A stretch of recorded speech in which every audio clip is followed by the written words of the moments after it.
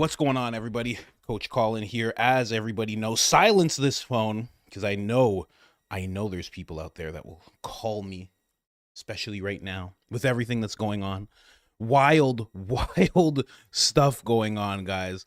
I did not see any of this coming, but I'm happy to see it. I'm happy to see it happening. It's one of those things that needs to happen. Lotion these hands before someone calls you Ashy Larry, and then that name sticks. That's not what we're doing here today, folks. Certainly not.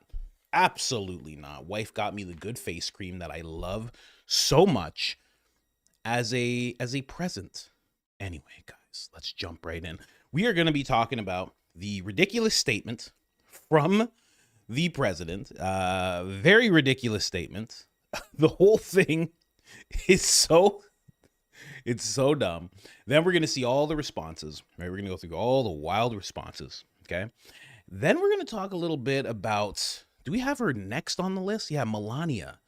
The weird press conference that Melania randomly gave, and not even the president knew she was going to do this. She just decided to do this. Now, a lot of people can't figure out why she did this. I know why she did this. I know exactly why she did this. There's a reason she has done this. There was a, we'll get into it, but a lot of people don't know why that happened. I know why that happened. Then we're going to touch on something that I wanted to touch on yesterday. Then we're going to have a little bit of Lionel.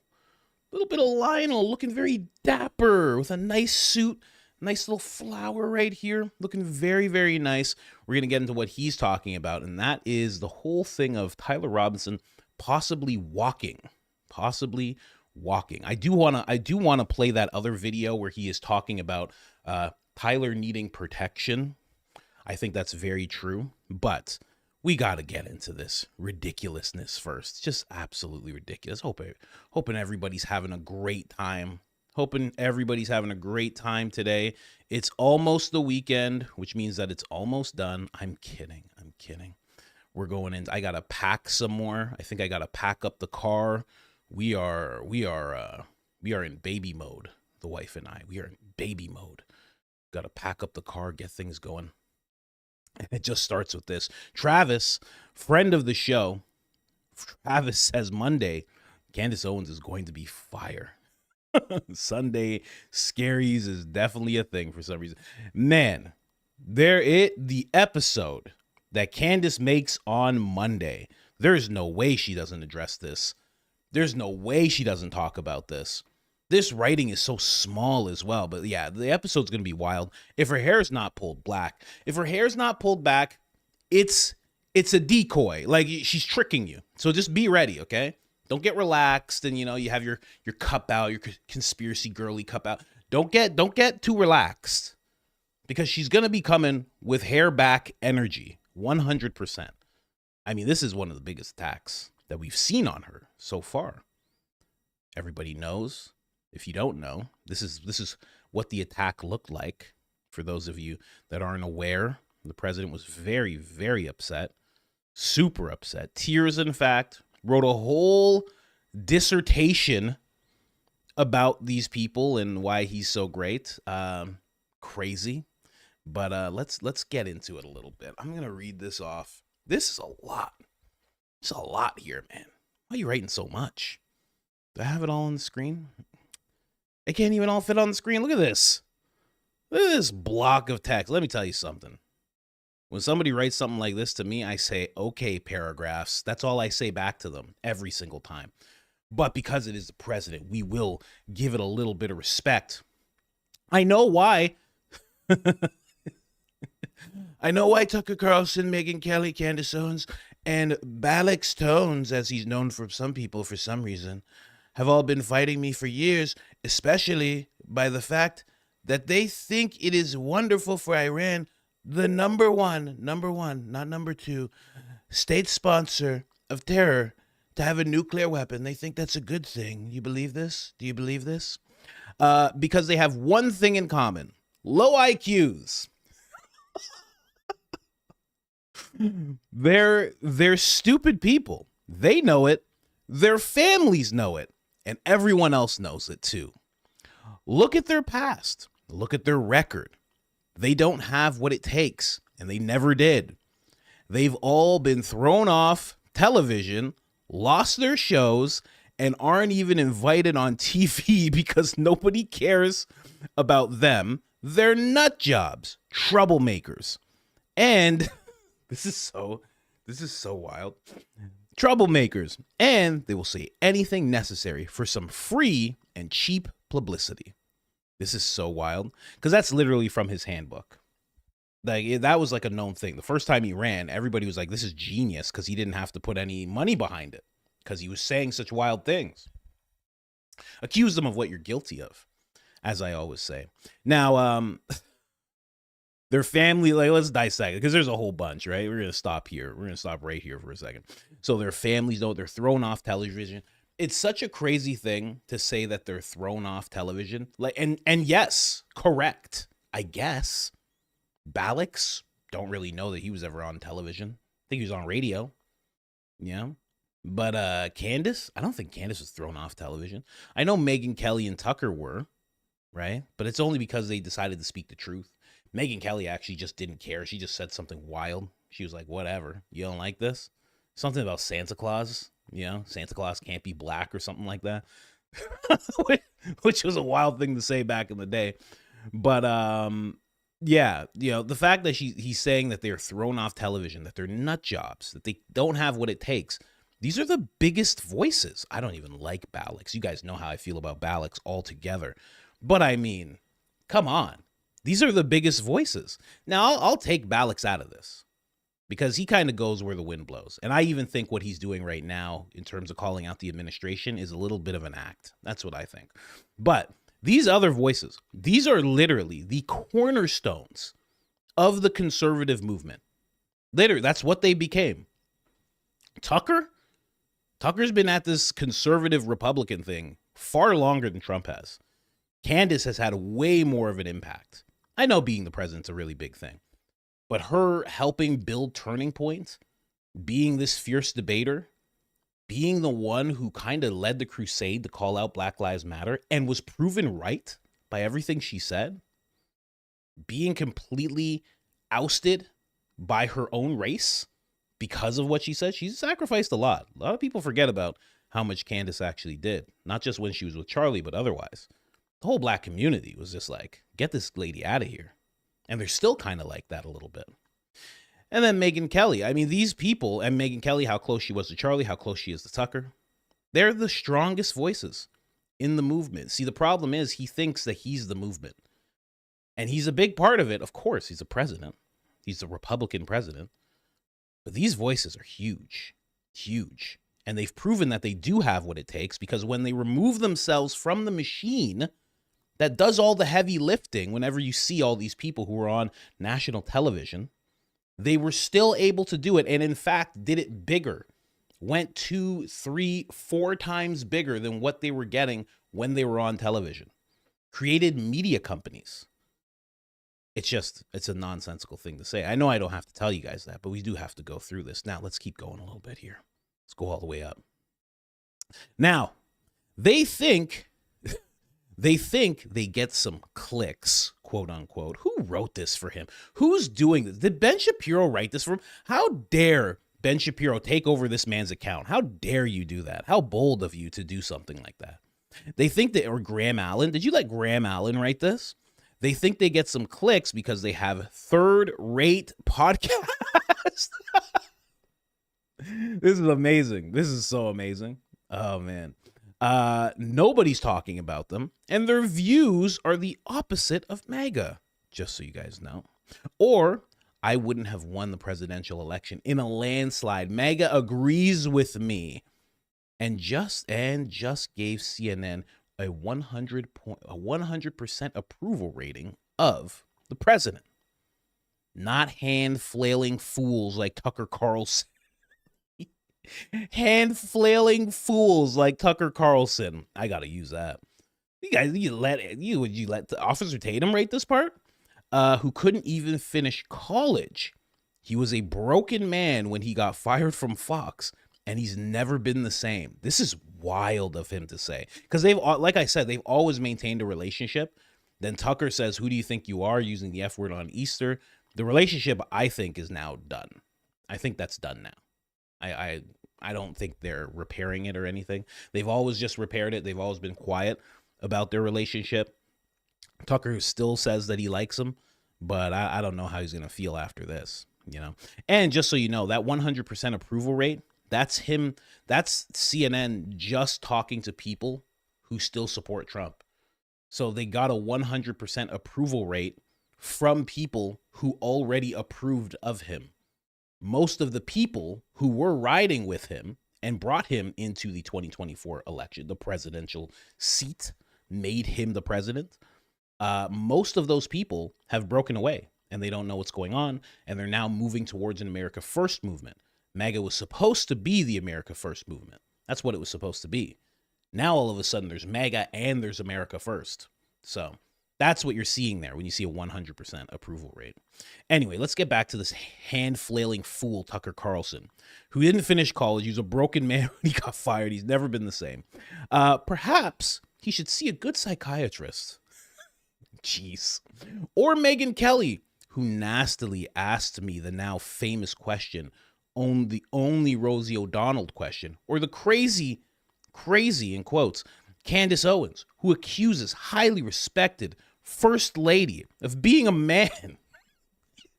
The fact he's even saying this is so good. When she is not, and hopefully wins lots of money in the ongoing lawsuit. Oh, Candace is going to be pissed. I don't care what Candace says. I'm going to show you her response to this. She's going to be pissed when she goes into Monday's episode. Actually, to me, the First Lady is far more beautiful than Candace. In fact, it's not even close. Okay, he's a clone. They cloned him. They cloned him? Is that what they did? Is this like Get Out? Ben Shapiro is inside his head? Is that what's happening? Ben Shapiro's taking over his body. Oh, this is crazy. This is great. They're tag teaming him. Mark Levin in one side of the brain. Ben Shapiro on the other side of the brain. How'd they do that? These eyebrow people. They got crazy technology. Crazy spirit science going on here. Something's happening. Are you sure? This guy has shallow Hal disease. You guys remember shallow Hal disease? I think he has the shallow Hal. I mean, wow. Thinks the First Lady is far more beautiful. Hold on. Let me just go back here. She's okay looking, buddy.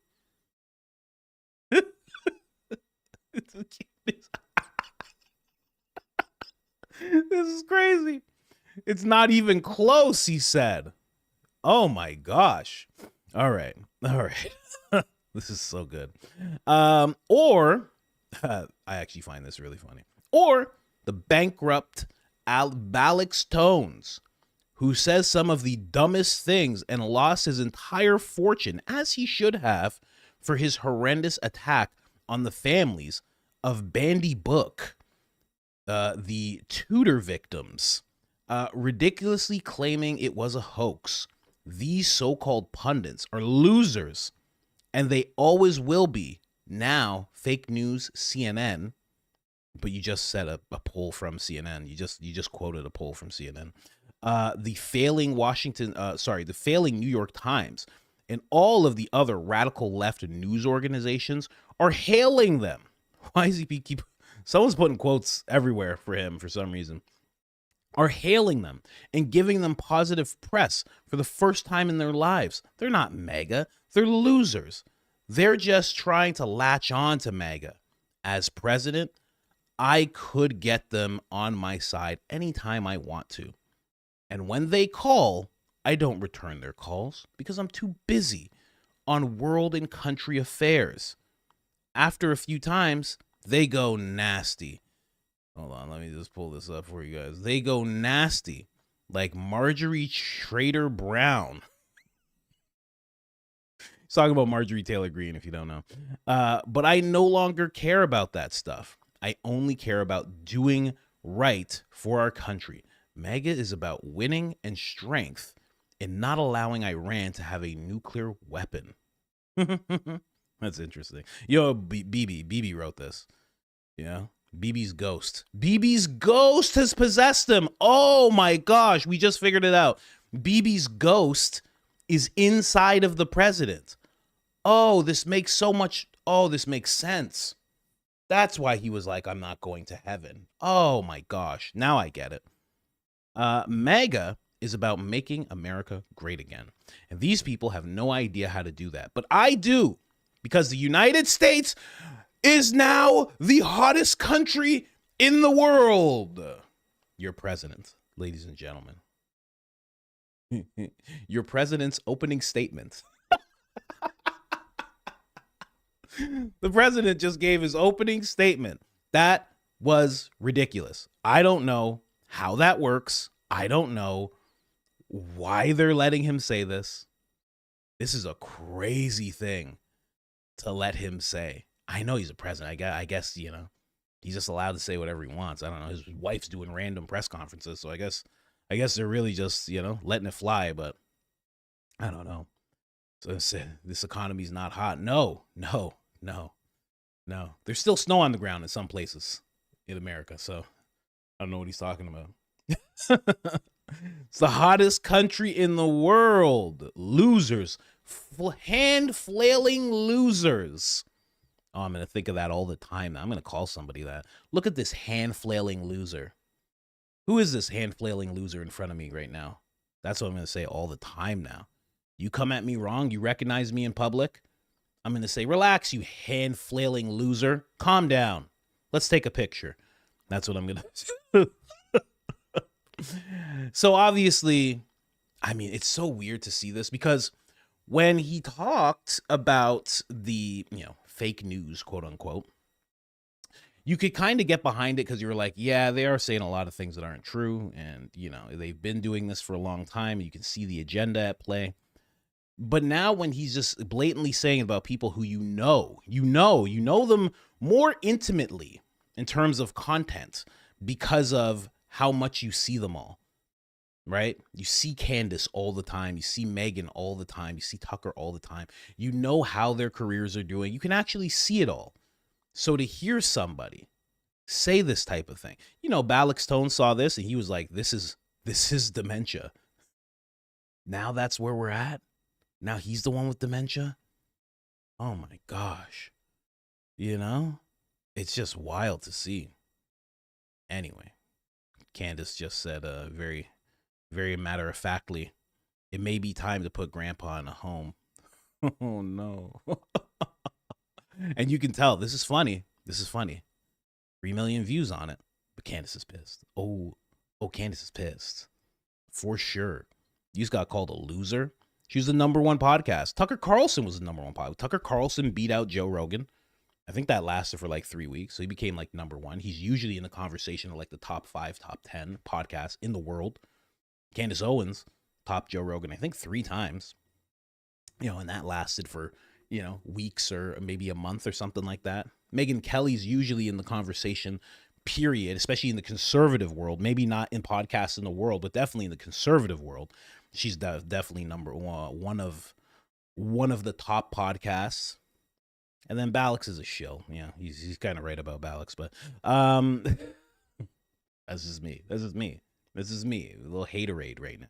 But I mean, for him to say all this about these guys is just completely untrue. We're going to go through a lot of the responses. And let me tell you something. You know how bad it gets? It says CNN is owning you over what you said. Do you know how bad this is getting? How bad this is looking?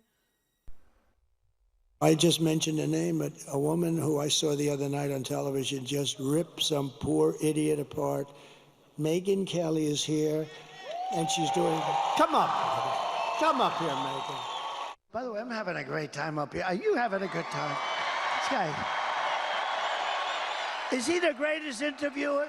Candace Owens, I watched her and I saw her coming. I said, you know, I'm pretty good at star power. I say, that's a star. I just want to finish by saying your reputation's amazing.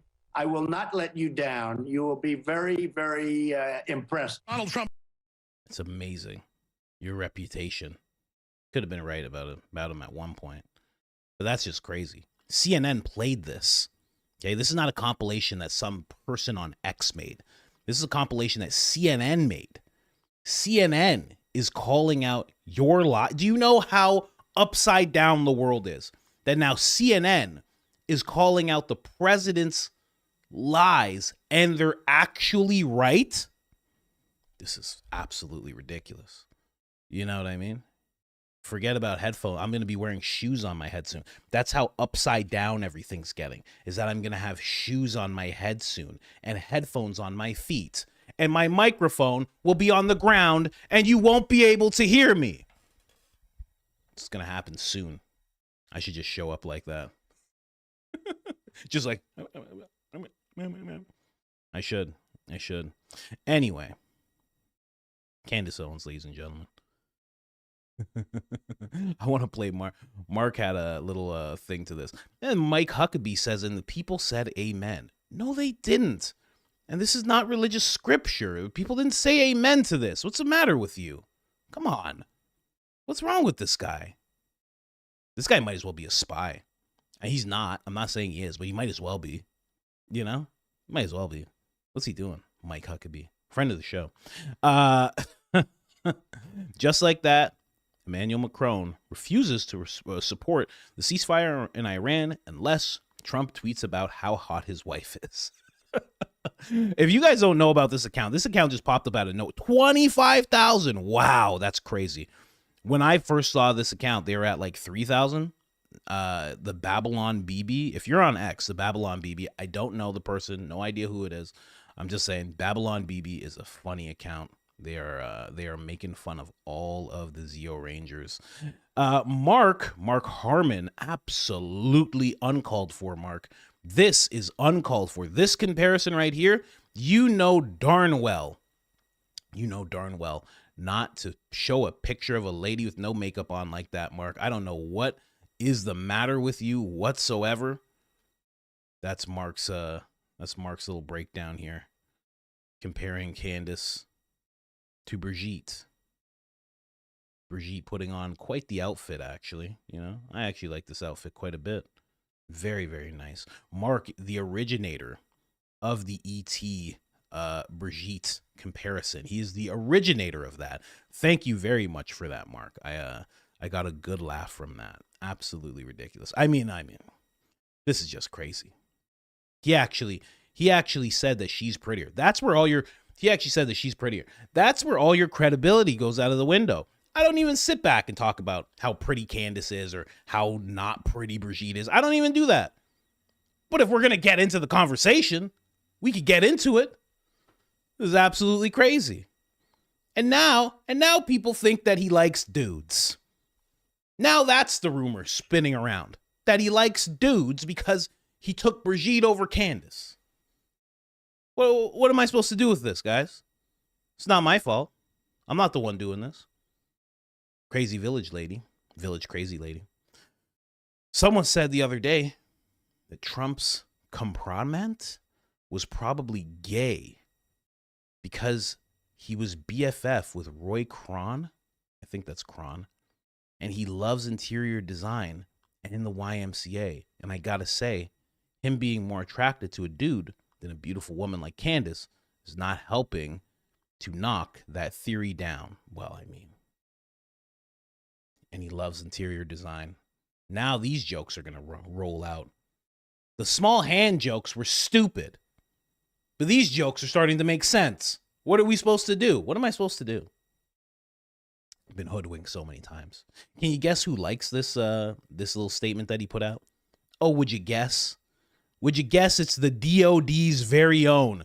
The DOD's very own Graham Allen absolutely loves what he's seeing right now. He stands with the president.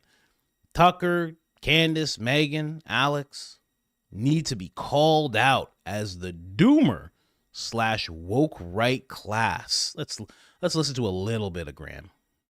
Let's go, Graham. Go ahead. Go ahead, little guy. I heard he's small. All right, instant thoughts. Donald Trump calls out Candace Owens, Megyn Kelly, Tucker Carlson, and Alex Jones. He missed a couple in there, but we can work with this. These people are people that were catapulted to fame by riding the coattails of Donald Trump. And even when God, never mind, guys. Sorry, I thought we were going to listen to at least a minute of Graham. And then he goes and says that. This is crazy. Does he have a frontal lobe? Can someone check? Can someone give this guy a little knock? Is it just going to be... Does he have one? Is there one available? Can someone spot this guy some frontal lobe? Can anyone out there spot Graham Allen some frontal lobe so he can process information properly? This is ridiculous. Can't even believe it. Look. What's going on, man? Riding the coattails of the president. That's how they got famous. That's how Tucker Carlson, who was famous before the president even announced he was going to run back in 2015, has catapulted himself into fame by riding his coattails. Interesting. Candace Owens. Really interesting. Very, very interesting. I don't know, man. And you know what? Someone else said it. I don't know when that response is going to come while I'm scrolling through this. But someone said Charlie Kirk would be on this list if he was still alive. Given how he was changing, the things he was saying, the fact that he would have been against the war, that he probably would have ended up on this list. But then again, maybe he would have said, hey, don't release this statement. Don't say this about Candace or Tucker or any of these people. Because those three people are his good friends. Yeah, man, Megyn Kelly, not as much. She even admits that. She's like, weren't super like personal, intimate friends. But Tucker Carlson and Candace, really good friends. Really, really good friends. JP Sears even chimes in. If you used to like Tucker, Alex, Candace, and Megyn, but stopped liking them when Trump turned on them, that is not a coincidence. You were a puppet. You might fool yourself and say, no. Yet, you fool no one else. Everyone can see the elbow that's... Everyone can see the elbow that's up to your a-hole. Amazing. Wow. JP Sears, ladies and gentlemen. You're a puppet. And you might fool yourself and say, no. I'm just imagining an actual puppet being like, no, I'm not. Me? A puppet. You don't know what you're talking about. You know? Oh, man. Wild stuff. Let's keep going. Yeah, see, this is the person that said it. Trisha Hope. She said Charlie would be on this list if they hadn't killed him. 100%. I 100% think he would have been on this list. He would have been so radically different than what they're trying to immortalize him as, because he would have been vocal about the war. He would have already taken on more tour dates with Tucker Carlson and Candace Owens. He would have lost more donors. He would have done more town halls with the younger people. And by this point, those text messages that he was already receiving, they were already calling him antiseptic. If you watch Jake TV, you know what I mean. They were already calling him that. They were already questioning his moral character. His words, not mine. They're already doing that. So it just would have ramped up even more. Mark Levin would have turned on him. Ben Shapiro would have turned on him. And he would for sure be on this list of people. Without a doubt. Without a doubt. More responses. I stand with Candace. I stand with Balix. I stand with Tucker. I stand with Megyn Kelly. Not because I always agree with them, but because they dare ask the difficult questions. I mean, you can't stand next to anybody that says Brigitte's prettier than Candace. You just can't. Forget about Candace. Don't even include Candace in the equation. I don't want to rip on Brigitte too much. I mean, you know, men don't do that with other men. You know, you be respectful. In the realm of men, it's about respect. So don't even worry about it, bruh. I'm kidding. But Mark's not. Mark's like, I've done the research. Mark was so matter of fact about it. Mark was like, I've done the research and there's no doubt in my mind. I was like, what? He's a very straight thinking person. He's like, there's just no doubt. There's just no doubt at all. I was like, really? Okay. Tim Pool, ladies and gentlemen. Tim Pool the president called Tim Pool to let him know about this. Let's talk about this little part here. Donald Trump personally called me before he made this statement, thanking me for having his back and saying that I was a good friend. And I said, Mr. President, I will stand with you always, no matter what you do. even if you shoot somebody on Fifth Avenue. He left. Yeah. And we had a great time, and he's a good man. Donald Trump. You know, that is a tactic that they do. Regimes, even creators, you'll even notice creators do this. They will take things to such a far place and you'll think they're crazy. But what they're really trying to do is they're trying to weed people out. And who they're trying to weed out are the critical thinkers. Because at a certain point, you want to amass everybody. And then you want to weed out the critical thinkers because they're going to call you out when you're wrong. You want the people who are going to be with you no matter what. That way you can take your movement, your channel, your political movement. You can take it wherever you want because you have the people who will stand by you no matter what. So Tim is one of those people. You could do anything. You could take off my hat. You could shine my head with baby oil. You could dip me in baby oil and throw me in a jail cell with Diddy, and I'll stand right beside you, sir. After I'm done being bent over by Diddy dipped in baby oil, I will stand right beside you as long as I can get my footing because it's quite slippery. I will do anything. You could do anything to me, sir. You okay? You okay, buddy? How does anybody respectfully follow this guy when he says stuff like that? How? How do you do it? It's so weird. But you just heard that, right? So he called Tim Pool, right? Somebody else showed this. This is a tweet from Tim Pool a little while ago, back in 2025. Just left a meeting with Prime Minister of, Bibi, the ghost of Bibi. Oh, this is back when he was alive. Interesting discussion. I will discuss more tomorrow night on the show. Okay. So that checks out. You know, somebody posted this. That checks out after he said this. Okay. Weird, but you guys know what that means, right? Then you have Dave Rubin. I didn't even watch this. Look at Dave Rubin. Okay. I'm not even going to get into that part, but listen to what he says. God bless that orange man. Donald Trump just comes in out of nowhere, and right before we start, he put up a rather extensive Truth Social post, which I'm going to read to you right now. Watch this. I'm even going to do it. This is something that happens to you. I'm doing it newsman style. I got to do it. I'm not doing this. Is not for show, these glasses. Gay guys are usually so fun. He's the blandest dude, just the blandest dude. I don't need him to read it. But what I am going to show you, okay, he's still reading it. That's your whole thing. Like, the crazy part is he writes these. You know what I mean? Like, he actually writes them. You know, Biden was signing, auto-penning everything and reading off a prompter very poorly. But nobody else wrote this besides Donald Trump. He actually has somebody that writes all his tweets.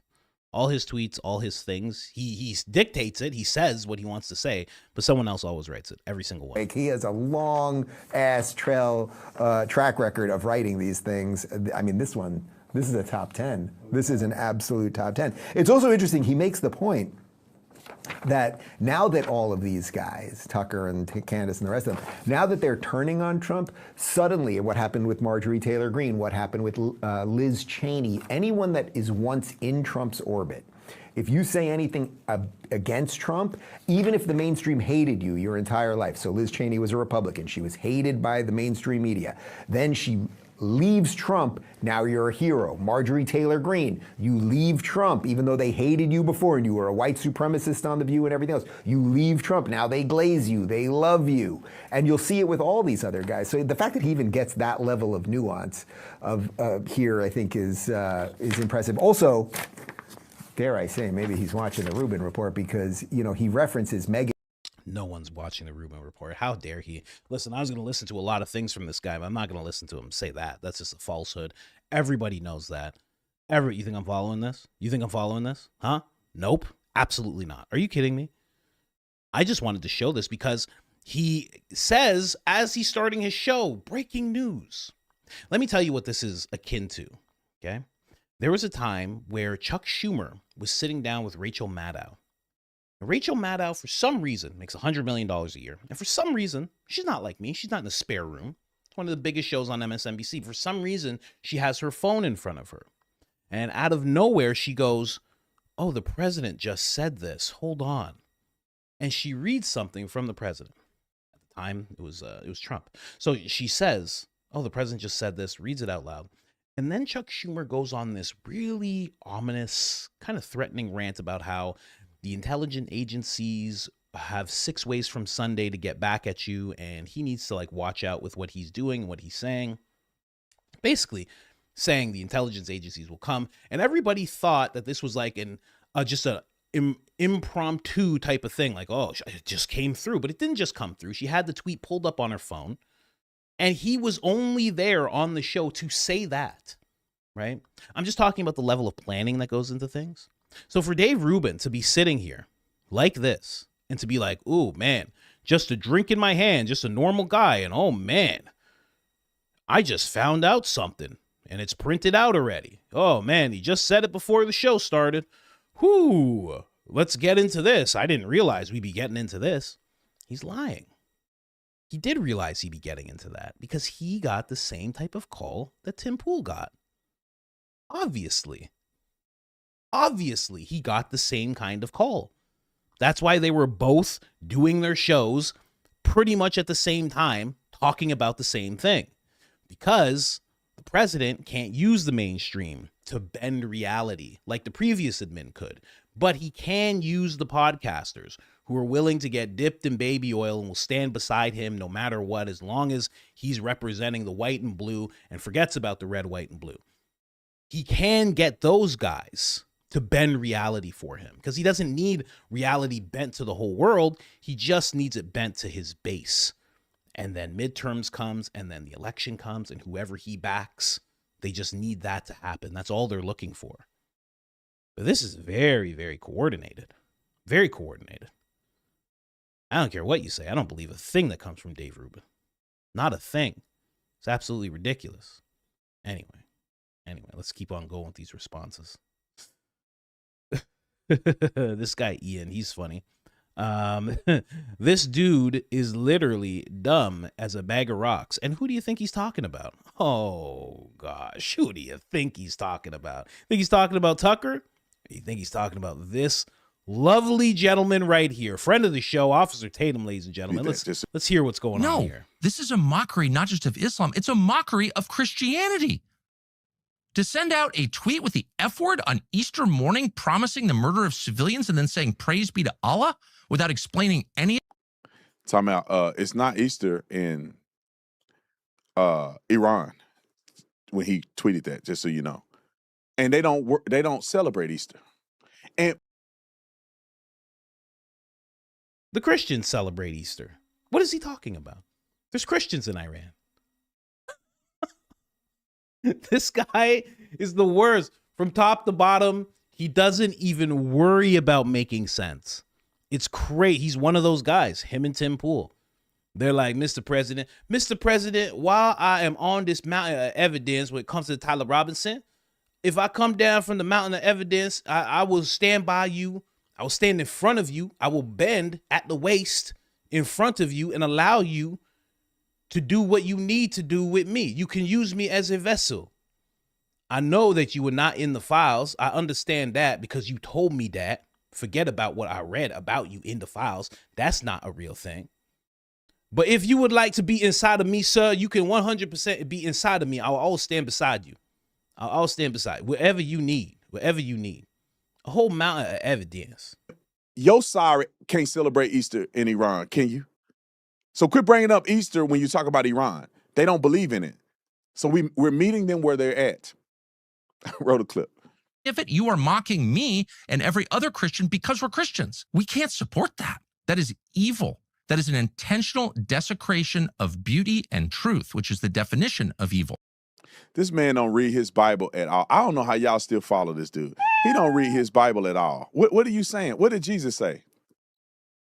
Every knee shall bow, every tongue shall confess is what our Bible say. That means they're going to bow to Jesus Christ, not Muhammad. Tongue shall confess. Oh, his face. This is the same guy. He's talking about the Bible right now. Same guy that told you God's Jewish. You remember that? You don't remember that? Oh, he went on a whole rant about how God's Jewish. Oh, it was the craziest thing I've ever seen. I got no problem with that.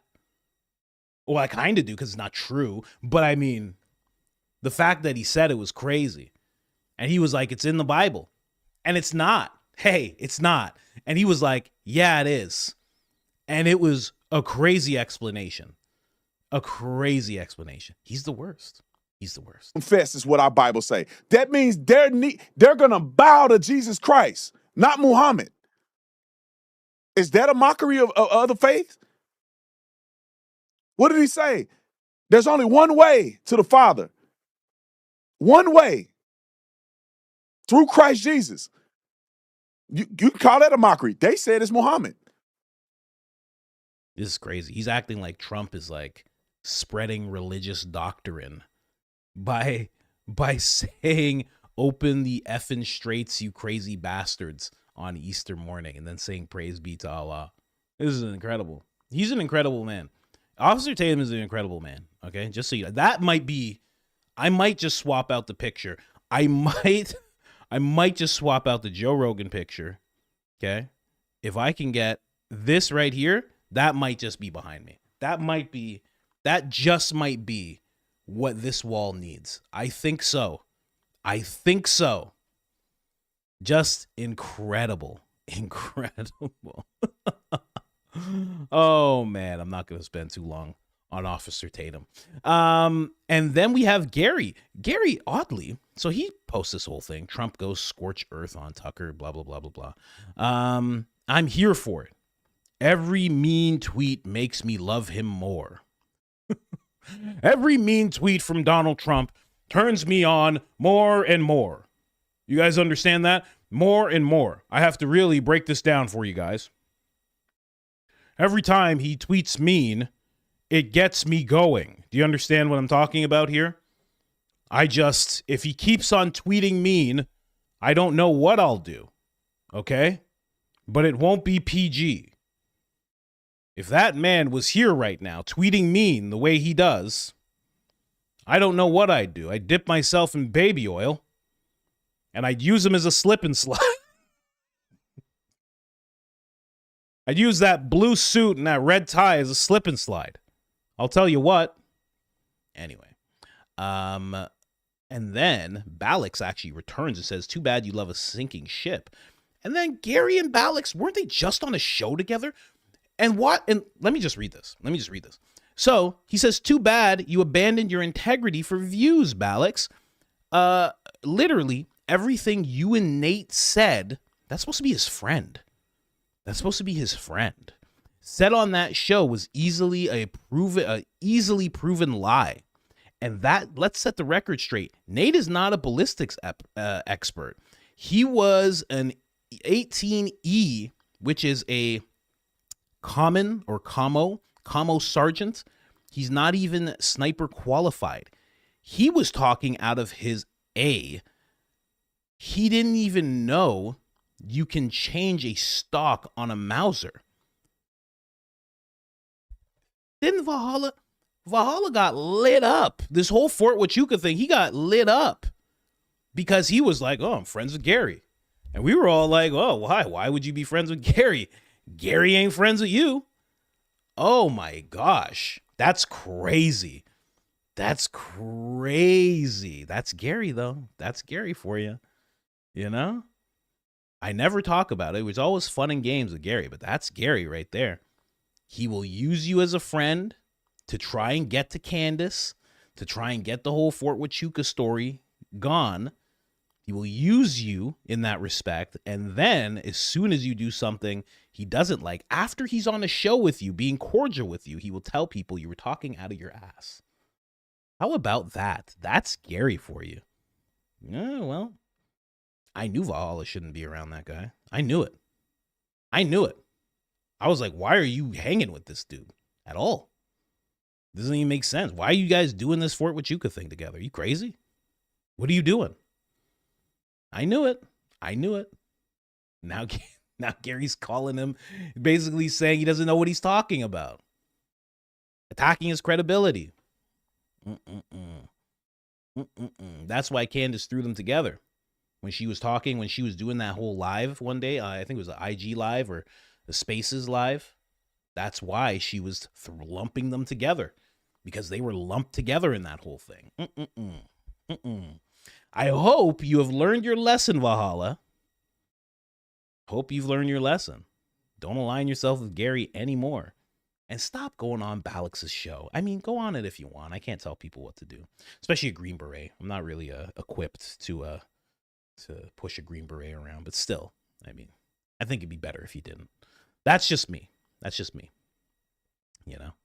And then Lance, Louisiana Lance comments on what Gary's saying because it's Balix Tones and Gary both talking about who has less integrity. And it is this. He sums it up perfectly. Absolutely perfect. That is what they are. They're both pointing at each other, saying, you lack integrity. No, you lack integrity. Well, I'm going to throw my friend under the bus, who I served with. So how about that? Oh, yeah, well, I'm going to act like I wasn't just attacking Candace Owens and on your side. I'm going to act like you weren't just on my show. I'm going to act like I wasn't on your show. Look at them go.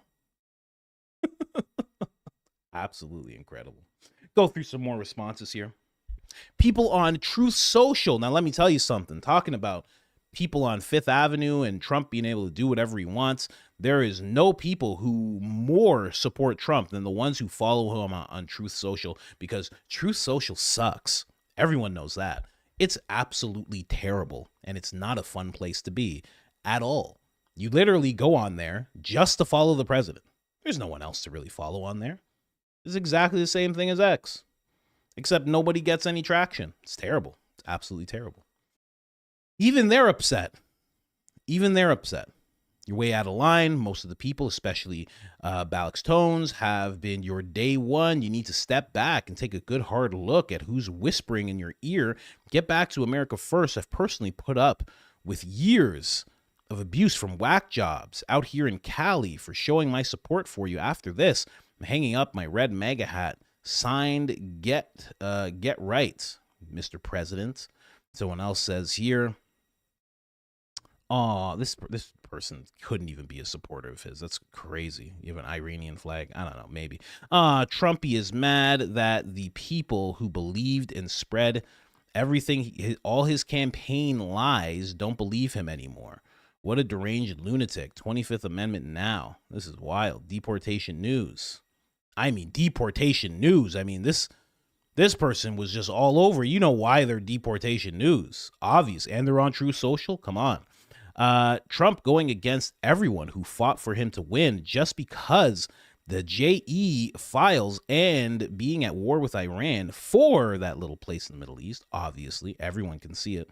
They didn't leave MAGA. MAGA left them. MAGA left me too. So sad to see. You had so much potential. Voted for you all 3 times, and I feel so betrayed.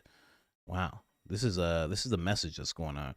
Clearly, you're insane. Time to resign or face the 25th Amendment. You're mentally and emotionally unfit. The 25th Amendment thing's not going to happen. It's not going to happen. I don't think so.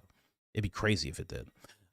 So we can only listen to Mark Levin for news. These people helped you get elected. You were actively alienating your base every day. This is sad. I'm telling you, it's a tactic. That's what you're supposed to do. You're supposed to, whoever you can get to follow you through anything, like you just get as many of those people as you can, because that's stronger than having a lot of people who will end up questioning you. That's a known thing. That's a known tactic. I don't know where I've heard that or learned that, but I know that for a fact. Creators do the exact same thing. That's why you'll see some creators on Instagram. They'll be like, mountains are people. Mountains are people. Hey, mountains are people. And then a bunch of people are like, unfollow. They're like, good. Now I have just these people and I'm selling this course. And it's like, I know these people are going to buy it because they'll follow me through everything. They believe mountains are people with me. You know, just using an example. Mountains could be people. I don't know. Haven't asked every mountain about its orientation. The pot calling the kettle black, hilarious. Sounds like a 5th grader, you know. There's no way this guy's there's no way this is a supporter of his. The president's a loser. Everyone knows it. True psychopath, low IQ, lowest IQ, etc., etc. There's just a whole bunch of people. Lost my support. What in the world is wrong with you? Of course, people did not expect this. You're so childish. Clearly, the truth has triggered you. Being one of your biggest supporters, I am done with you and your lies. Look at the mess you've gotten the country into. etc., etc. Bent the knee to a monster. I'm sure they're talking about, I don't know who they could be talking about. You've just lost my support, Mr. President. You sound like a 10-year-old in your feelings, etc., etc. Seeing your followers that trusted you dwindle in numbers, when you threatened lives over the strait explains much more than that. There's just so much. There's so much of this. You're seeing so much of it on True Social. It's actually pretty crazy. What the F is this? Rambling. There's just a bunch of people who've just lost all hope in him after saying something like this, which says a lot, because it's really hard. It's really rare you find someone that is just a supporter of the president, hardcore, and not a supporter of Tucker, and doesn't think that Megyn Kelly is great. And you know what I mean? Maybe they don't like Candace because of everything that's going on. Maybe they don't. But and then also, I mean, I may not be a fan, but they're gonna be fans of Balak's tones as well. It's really hard to find someone who supports the president and doesn't support any of those people. Really, really hard. Because like he said, Tucker had his own mega rallies. That's what Tucker was doing. He was going from state to state, sitting down with, the president's sons, Roseanne, Balak's, all sorts of, Megyn Kelly, all sorts of different names. Maybe even Charlie Kirk. I'm not 100% sure. But all sorts of names, because he was trying to rally people behind the president. He did a tour. There was like 25 different dates that he had on this tour. Are you kidding me? And now you're just telling everybody that he's a flailing hand. He's a hand flailing loser. I love that. I don't care. I listen. I don't like what he said, but I love that insult. That's a great insult to have. A little bit here from Megyn Kelly and Anna Kasperia. I think that's how you say her name. Anna Kasperia, by the way, definitely not prettier than Brigitte Macron. Everybody knows it. I think it's not even close, right? Began when you refused to denounce Candace Owens. How about you're responsible for what you say, and Candace is responsible for what she says. Period. End of story. Right. And that started against me. Like, now they want to pretend that it's all about, I won't denounce Candace on Erica Kirk. And that's not where it started. And that, of course, I disagree with Candace about Erica, and Candace knows that, and the world knows that. I've said it repeatedly. But what they're really mad about is that I wouldn't denounce Candace asking questions about Israel in the wake of Charlie's death. And you hit on one of the reasons why. Charlie and I bonded in this now famous conversation we had a month before he was murdered over the immense pressure being put on both of us to remain very pro-Israel. And we both were annoyed, exasperated, and deeply offended by already the terms being used about us for the mildest of conversations we had had about Epstein. He had it. He was also trying to give voice to young people's, just the young people had already started turning on Israel, even within the Republican Party. And he was trying to give voice to that. No, you're not allowed to. And that text message thread that ultimately came out that he was having behind the scenes, saying he's had it with the Jewish donors who are threatening him. So they really wanted me to say how bad Candace was for even mentioning Israel in the wake of Charlie's death. And I wouldn't condemn her because I favored her asking those questions 100%. Even though I think Tyler Robinson did it. Mm-hmm. I'm fine with asking questions about, was it only Tyler? Who else may have been involved? Is that crazy for her to ask? Absolutely not. And they couldn't, because I'm entitled to that belief, and because Charlie and I had been going through the same thing, the same exact thing at the same exact time, with the same evolution happening to both of us simultaneously, because they couldn't really get me on that. They just waited until they found something that they thought would be more persuasive, which is, now she's saying these terrible things about Erica. Let's admit you will condemn her over Erica, or you're a bad person. And I said, absolutely not. We're not playing that game. And some people still believe the lie that that's what it's about, and it's not what it's about. And I will never bend the knee to these bullies who tortured Charlie. At a minimum, they tortured Charlie in his last 2 months on Earth. That's a fact. Yeah. I will never bend the knee to them. So that's where we are. Yeah. And Wow. At least she knows it. I was talking about this months ago, how she's going through the exact same thing that Charlie was going through. Hopefully she has a good security. And that's probably why she does all her speaking events inside venues. If you notice, she does not do speaking events outside at all. Never. Never even a little bit. And she could, you know? Weather's getting nice, right? I think weather's always nice where she's at. So she could easily do that, but she doesn't. I think there's a reason behind that. So hopefully she has her security up. But that is what it's about. That is why I show that to show that is the reason that she's being thrown in the mix. She's been against the Iran war. She's voiced that. She's voiced that Charlie was against it. She's shown video clips of it, like so many of us have.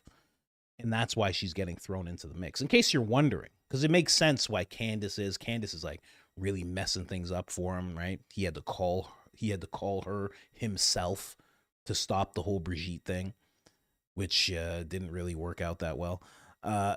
Tucker makes sense. Tucker's going at him, right? Balix makes sense because Balix is going at him now. Again, I think that's like a farce. I think he's just trying to get back in the good graces of people. But Megyn, this is why it's happening to Megyn, because she won't bend the knee. And she's being very clear about not bending the knee. She's saying it out loud. I will not bend a knee to these people. Anyway, let's keep going here. Good for her. Another response to this whole thing. If you really love America, you should not love all your politicians. And actually, you should probably dislike most of them. So for Trump to say that Megyn Kelly, Tucker Carlson, Candace Owens, and Alex Jones are all just low IQ, and that's the reason that they're having this beef with him right now, when they helped to get him elected and tried to help 3 times to get him elected, is just, in my opinion, this is a low IQ take. This is a stupid take. He even says they had like failed careers and that's the reason that they started their own stuff. Bro, their own stuff is 2 to 3 times bigger, if not more, than anything they did when they worked for the mainstream system. I don't know who's whispering shit into this guy's ear, like freaking Grima Wormtongue from Lord of the Rings, but they're telling you wrong stuff, bro. Half of the people that I grew up with in this movement are not on Ben Shapiro and Mark Levin's team. Okay, we aren't neocons. We aren't war hawks. We want America first. And if you make me choose between America first and MAGA, it's America first all day. That's what MAGA was supposed to be. You were just the best vessel for it, bro. Don't get it twisted. There you go. There you go. I think a lot of people are going to start to feeling that way. Start expressing it, I should say. They're already feeling that way. I think they're going to start expressing it because that's what it was supposed to be, you know? It wasn't supposed to be just about the president, that movement. It was supposed to be about everything, you know? It was supposed to be about every person. That's why it looks so great.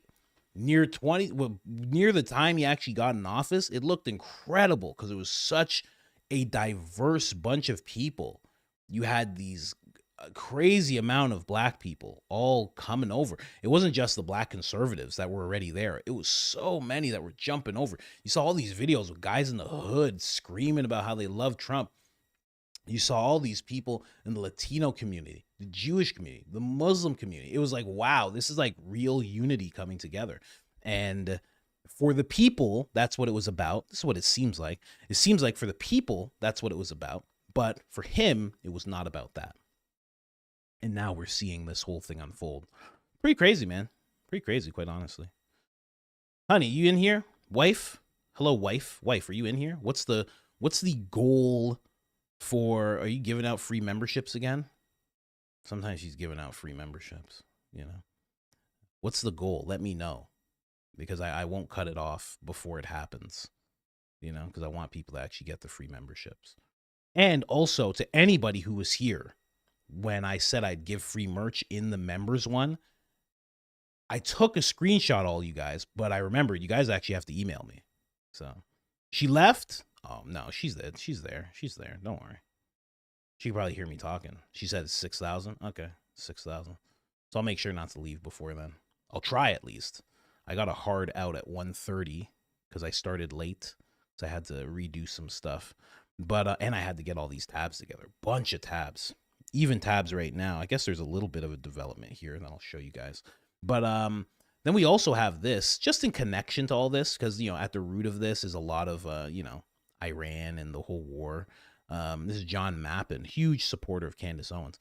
And he said, you're going to undergo the test of faith that Charlie Kirk experienced. I'm sure you can make it, but don't be surprised at what comes out of the woodwork. And the reason that he's saying this, because Jack Posobiec, he has this weird thing. Is it Posobiec? Posobiec? He has this odd way of just like posting things that are very cryptic. And in this video, he's just Iran.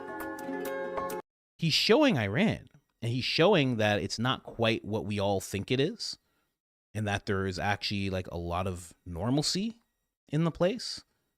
And, you know, people are feeling, because he gets attacked when he puts out things like this, they're feeling like he's trying to show that these are people and they're not all terrorists, and that they're actually really good people, and they're just like Americans, and we should think about that going into the war. I'll say it. I've said it before. You know, the whole Turning Point team seems to just turn into the GOP. They're like Daily Wire plus the GOP. You know, NPCs at the helm of Charlie Kirk's show. But Jack has, in little ways, although he's always chanting about a leftist killed my friend and Tyler Robinson, he's pushing out that official narrative so hard. But also, he's been the only one that's kind of like stayed by the things that Charlie said. I guess because he really believed them. I guess Blake and Andrew didn't really believe in what Charlie was saying, which is why they haven't stood by it. I think Tyler only stands behind money, side money, I think. So it's very weird that he's showing things like this out of nowhere. So that's why John Mappin was like, you're gonna get tested. You're gonna have what happened to Charlie, because just that alone got him attacked. Just him showing that, those images alone got them attacked. So I'll show you some more developments. First, we just take a little break. The Brainy Bunch. Look at this. Lionel, Tucker, Candace about to say F you. Ian looking very, very intense. Charlie Kirk, Barron. Oh, this is old school Barron too, right? His hair's not like this anymore. Megyn Kelly, me, and Theo Von. I don't know if you need me and Theo Von in there, guys. I don't know. You know, I know you like us, but I don't think we need to be in there. Who made this? Oh, Patuni. I'm gonna call you Patuni. Patuna. I'll call you Patuna. Patuna made this. The Brainy Bunch. You know. I don't know if I need to be in there. You know, I appreciate it, but you know. Anyway, there has been a development apparently towards this whole thing, again, because this is all stemming from the war and the actions that the president's taken recently. Apparently, J.D. Vance is actually on his way. He just boarded Air Force 2 in D.C. en route to Pakistan. He'll be meeting directly with the Iranians for peace talks, leading the U.S. delegations. Pray for J.D.'s success. Very nice. So he's hopping in there. Just wants to be president so bad, you know? Just wants to be president. Getting on this plane. Praying he doesn't trip or stumble, you know? All right. So we'll see what happens. I guess that is the person to send. You know? You can't. The president's not the person to send anymore. He's not the guy to have the talks anymore, you know? JD walks into the room. JD, he said he would destroy my civilization. He said he would destroy a civilization in one night. He said that. JD's like, that's just the president. What you got was a little taste of MAGA, you understand? Now, we're just kidding about destroying the civilization. You have to really understand the president's humor. Now, if I could point your direction, can I get your attention over here? Now, this is what he was going to use to destroy your entire civilization. It is true, but all he wants is oil money. You understand? Is everybody taking notes here? JD's the perfect MAGA delegate. He's the one. He's the ambassador. He's the one that you sent. He said he was going to kill my whole family.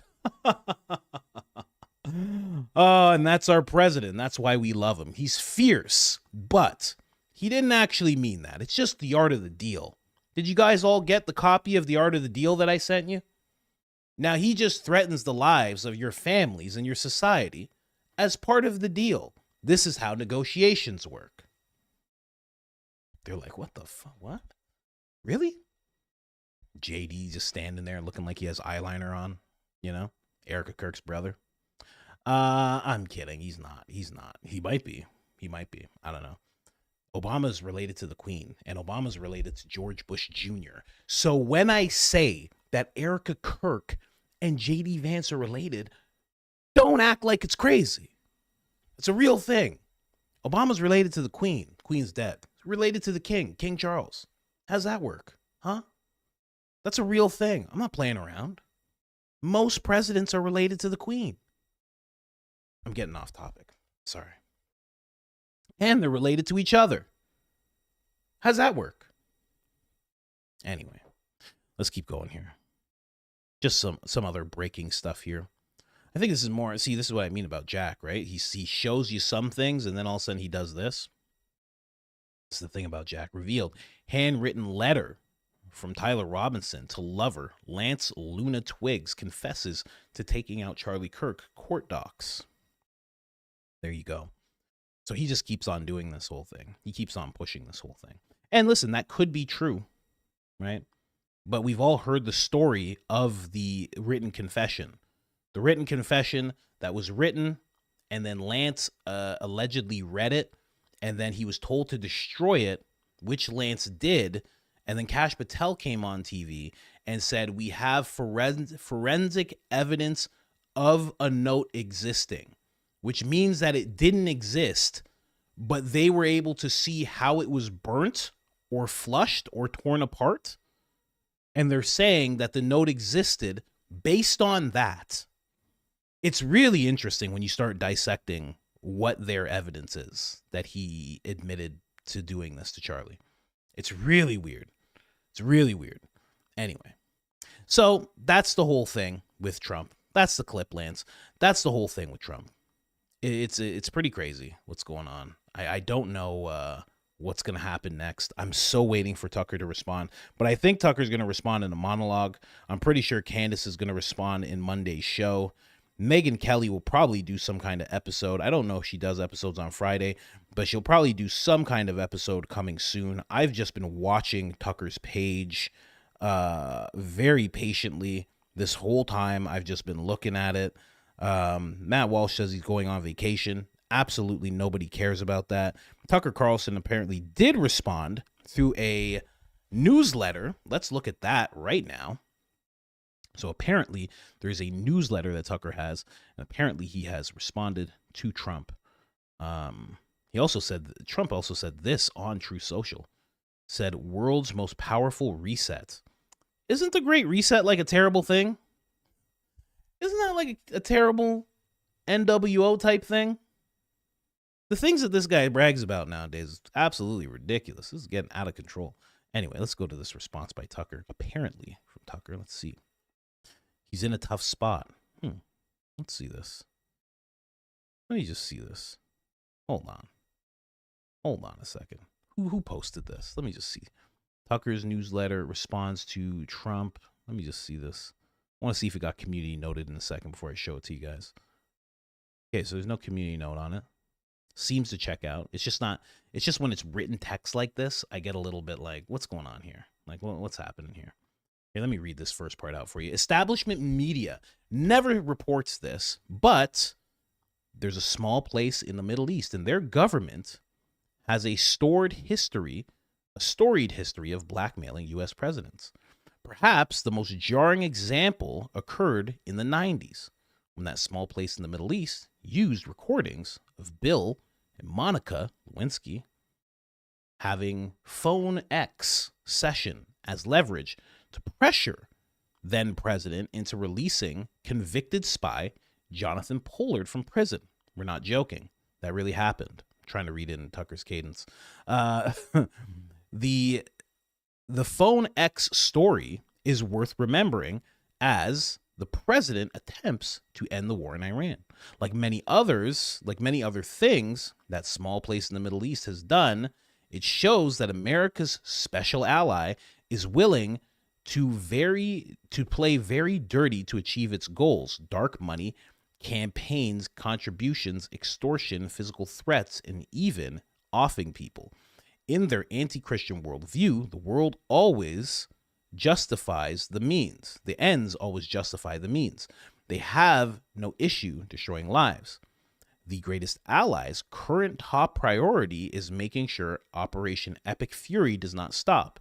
They know the U.S. is fighting their war for them and is their best chance at expanding their borders and becoming a global superpower. A peace deal would foil their plot.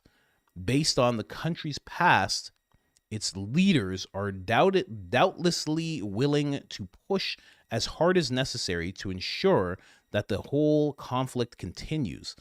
This means a Clinton-styled blackmail against Trump. Far more morbid. Okay. This isn't really a response to what he said about Tucker. It kind of is. And if it is, Tucker's going like pretty hard, I have to say. We do not know for sure whether that is happening, but the mere possibility is haunting enough to keep the president up at night.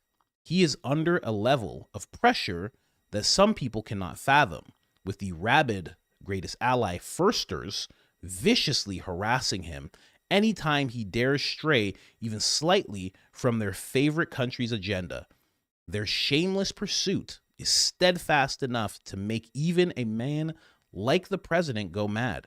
They are as persistent as any group in history, no matter how well the White House has treated them in the past. They are never grateful. They always want more. They refuse to give the president even an inch of breathing room, and it is unrelentingly a full court press. We decide to write about this after Trump published a Truth Social post attacking our company, Megyn Kelly, Candace Owens, and Alex, each of whom supported him for years. Rather than engaging in petty name calling, we want to give the president some grace. He is facing a level of pressure that is dark enough to make him abandon his campaign promises and morph into the precise kind of politician he once vowed to destroy.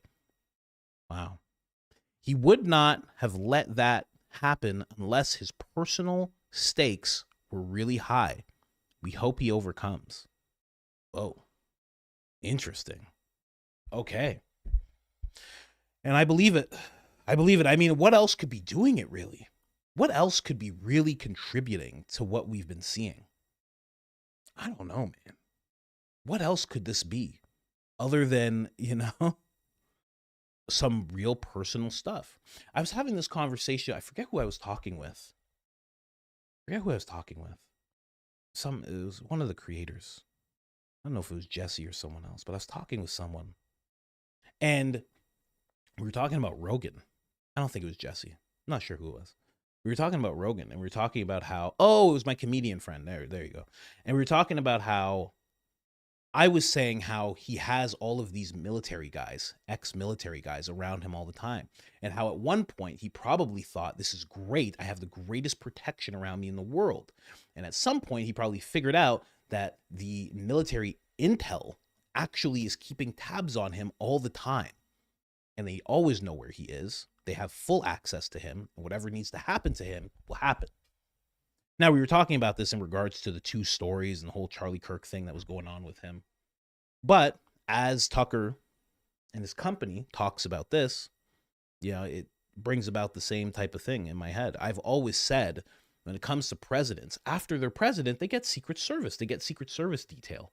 I think it's for the rest of their lives because usually they're very old and it's not going to be for too long. But plus, they need protection. They were the president. They're a valued thing. But also, like Rogan, the Secret Service is just keeping tabs on them.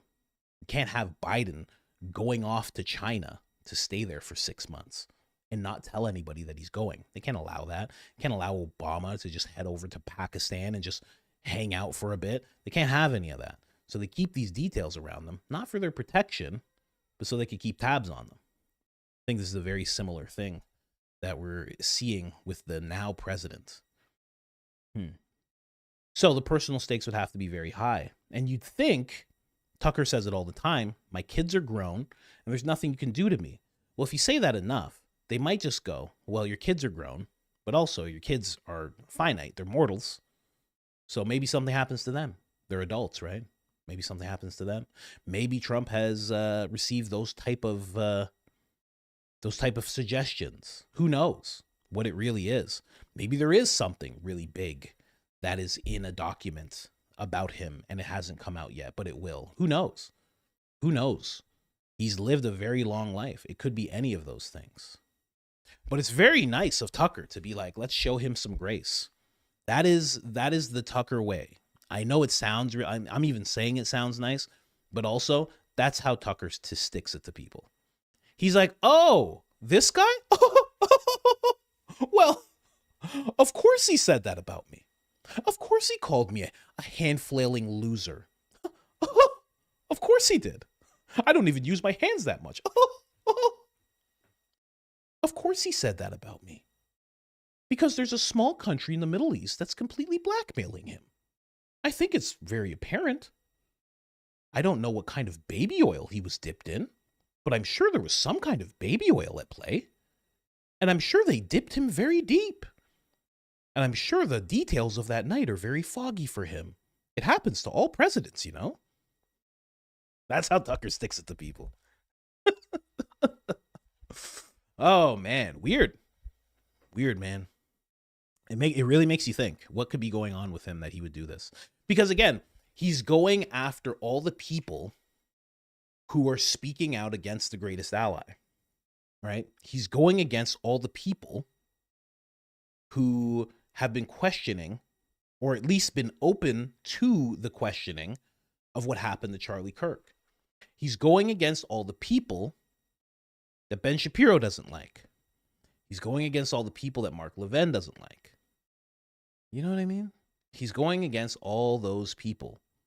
Why would he be doing that? Why would he just 2 weeks before say everybody needs to watch Mark Levin's show? Mark Levin's show sucks. You know what I mean? You know what I mean? Why would he be saying that? It would have to be some kind of immense pressure. Why is it when Mark Levin is on stage with him that he's able to grab the president? Like as if it's his little, like he's big broing the president of America, almost to the point where he's giving him noogies, almost. And he's pulling him here and he's saying, get over here, great guy, this guy. Why is he able to do that? You know, I've always said that the creators that you see in front of you, they will look like me. They will be dressed like this. They will be dressed in suits. They'll be dressed in t-shirts. They'll look like normal people, but they will be deeply compromised. I do think that's a real thing. And not even to the point of compromised. To the point of spies almost. You will see that more and more. You will see it on TikTok. You are seeing it on TikTok. You are seeing it on Instagram. You are seeing it in front of these screens all the time. There's no doubt about it. And I think there's something there with those guys that I was just mentioning. The Levins, the Shapiros, the Zeo Rangers, as I call them. That all come together and they form BB-tron. I shoot a Mark Levin a micro missile at you. As Mark Levin like, you're a Nazi. I shoot Ben Shapipi at you. Fist missile. Get back to work, Mac Walsh. You know? Anyway. So dumb. Anyways, guys. There's something weird's going on. That's all I can say.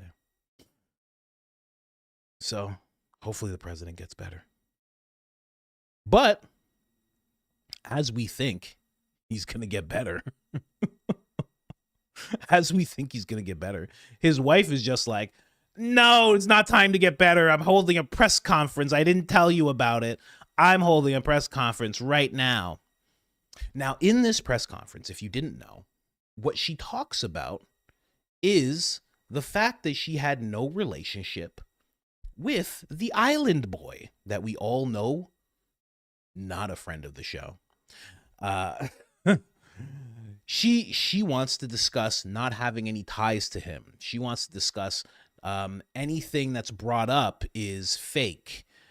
She wants to talk about how she had nothing going on in that way. And it seems like what's happening in this press conference is that she's trying to get ahead of something that's about to come out. That's what it seems like.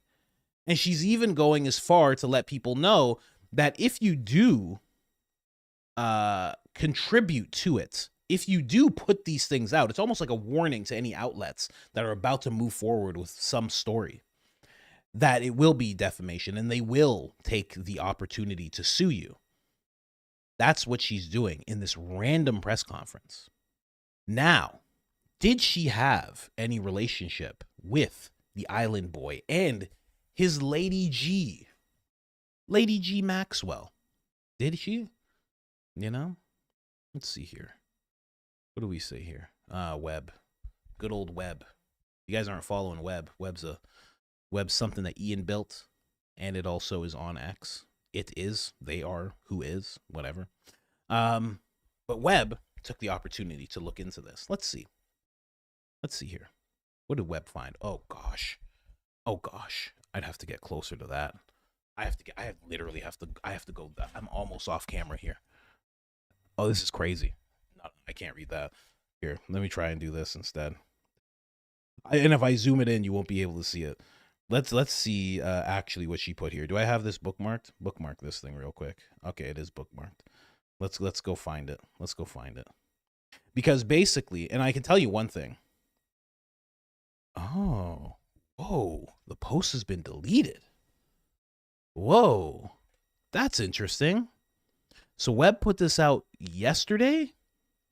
I just went to go bookmark it. I went to unbookmark it. So you're telling me this post is gone if I click off of it? Oh, well, now I can't click off of it. Hold on a second. Now I got to zoom in as much as I can. Gets too squirrely. Gets too squirrely. Dang, even Web deleted this post. Now, I can tell you that she is in the files. And it is a correspondence between her and Maxwell. Now, what's being said in that correspondence is basically, won't be able to see you here, hope to see you there. That type of thing. It's cordial.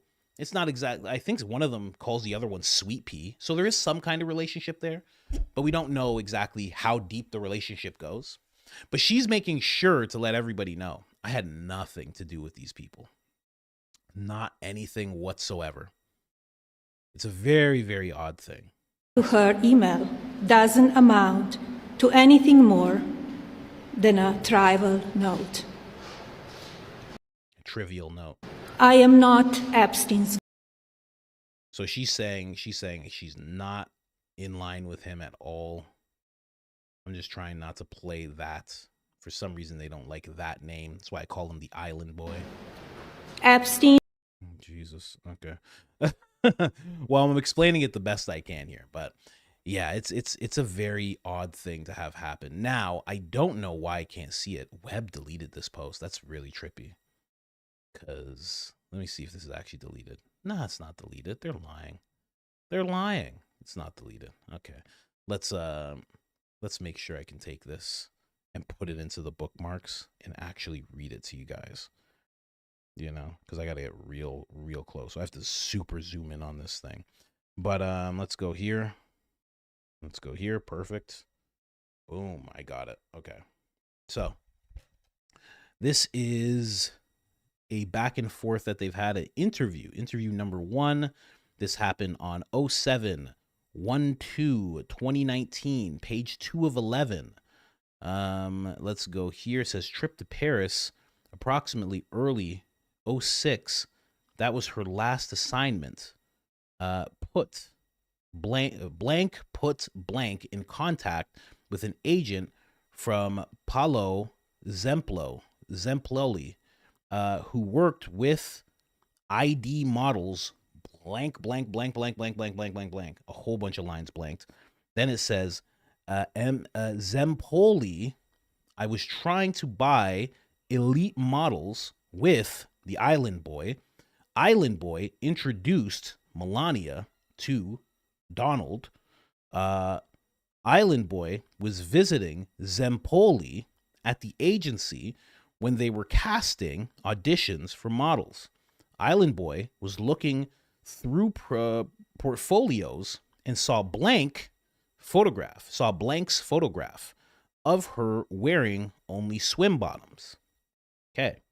Blank and Zempoli were at a nightclub with the Island Boy, who was there with a woman who Blank believed was Blank. Blank took Blank's phone number, right? And I can only guess who they're blanking out here. I think this links exactly to what I was just saying about Tucker. I think it links exactly to what Tucker was talking about. That's what I think. Went to Island Boy's residence on 71st Street in Manhattan. This was the first one-on-one interaction Blank had with the Island Boy. The Island Boy made her wait. She heard him playing the piano. Blank did not recall if she went upstairs. Blank and the Island Boy had dinner in the dining room. This was the room straight ahead when you walked into the home. Blank asked what she liked to do. Blank told, okay. I'm starting to realize who Blank is. Blank told the Island Boy that she liked studying and that she was a good student. They talked about travel and Blank having a model contract in Japan and South Korea. Blank mentioned that she thought there was a lot of Russian lady of the nighting, Satushin, you know? The Island Boy told her, that's what I like best. Blank recalled the Island Boy saying that he made her, that something made her uncomfortable. The Island Boy gave Blank a tour of the house and took her to the massage room and put her down, took a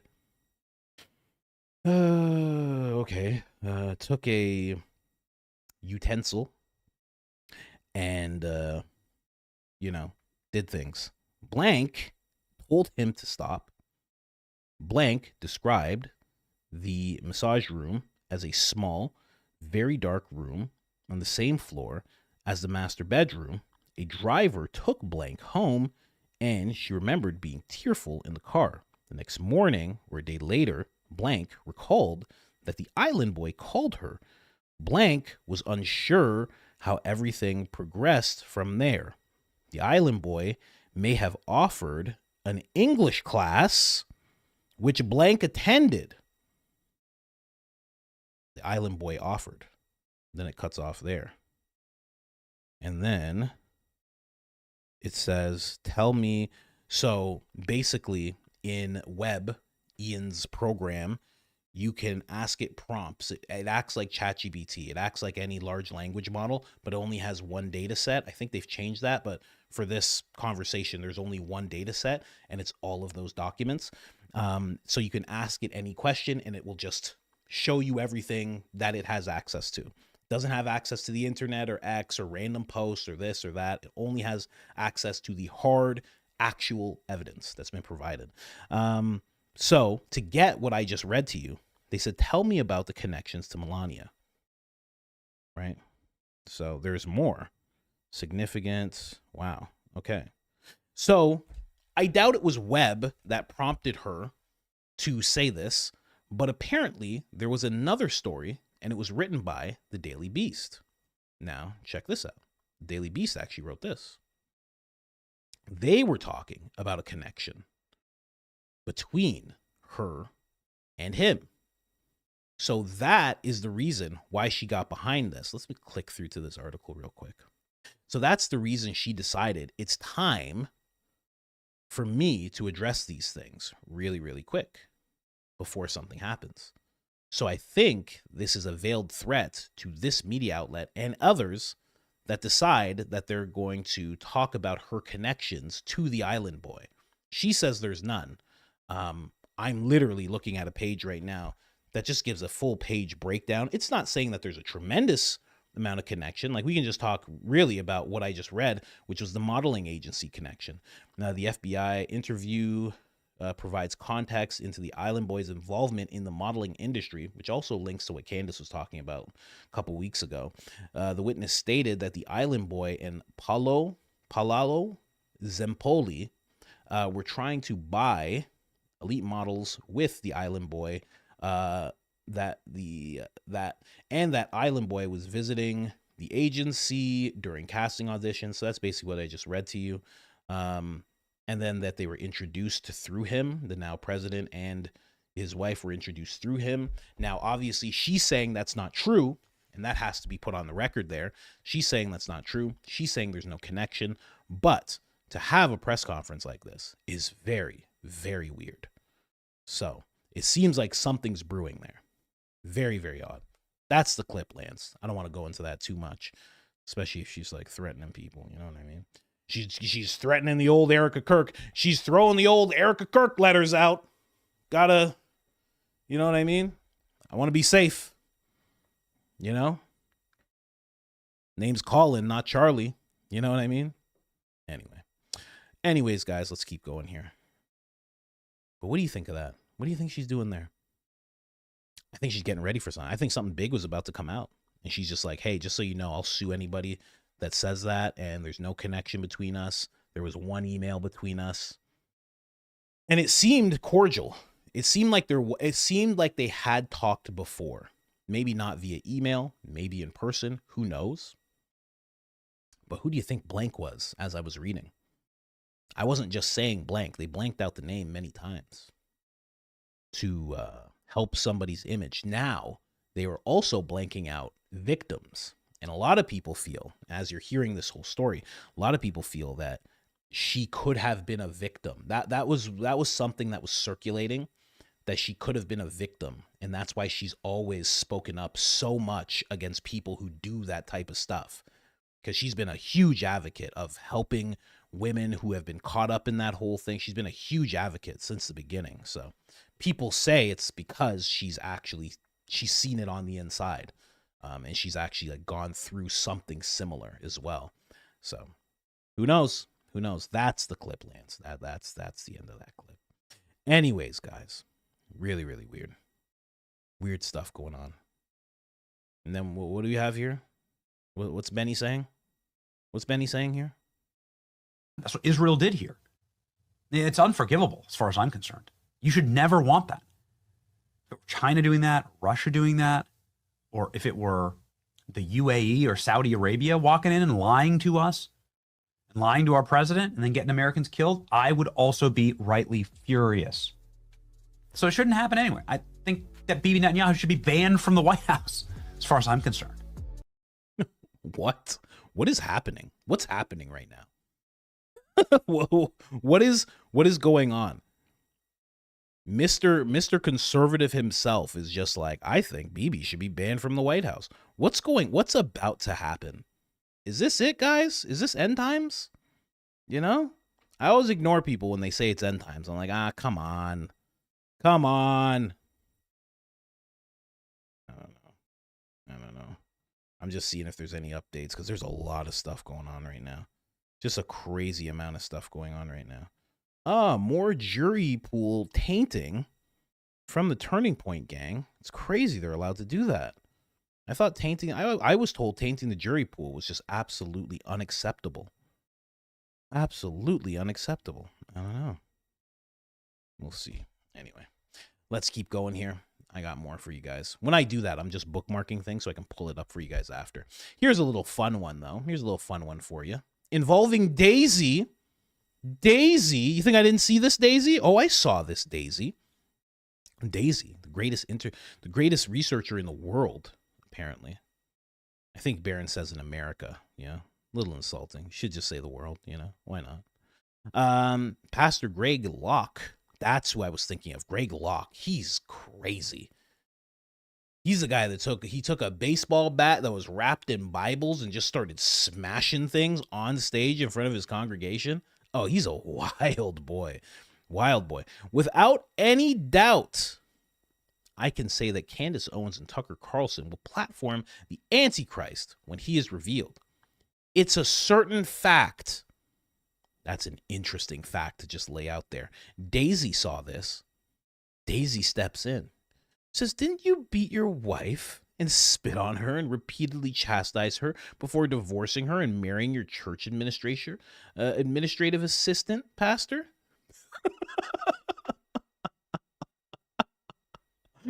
Oh, and then he comes forward and says, you should get your facts straight. He actually addressed her. It's just crazy.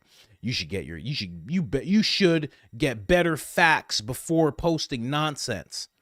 Author of this article apologized multiple occasions, took down his writings. How did he take down the writings if the article's still there? And acknowledged it was bogus. It was someone else that reposted the article that was saved and continues to promote lies. Carry on, but do so with facts, not slander. I gotta follow this guy. He has some things to say, you know. And then to that, Daisy says, sure, Jan. Oh, I catch it all. I catch it all, Daisy. I don't miss things. I don't miss things. She's sitting there saying, sure, Jan. That's hilarious. Good for you, Daisy. Good for you. Go ahead and get at him. Why not? Why not? Talking smack about Candace and Tucker. You know? So funny. Anyway, let's get into Lionel talking about this whole thing.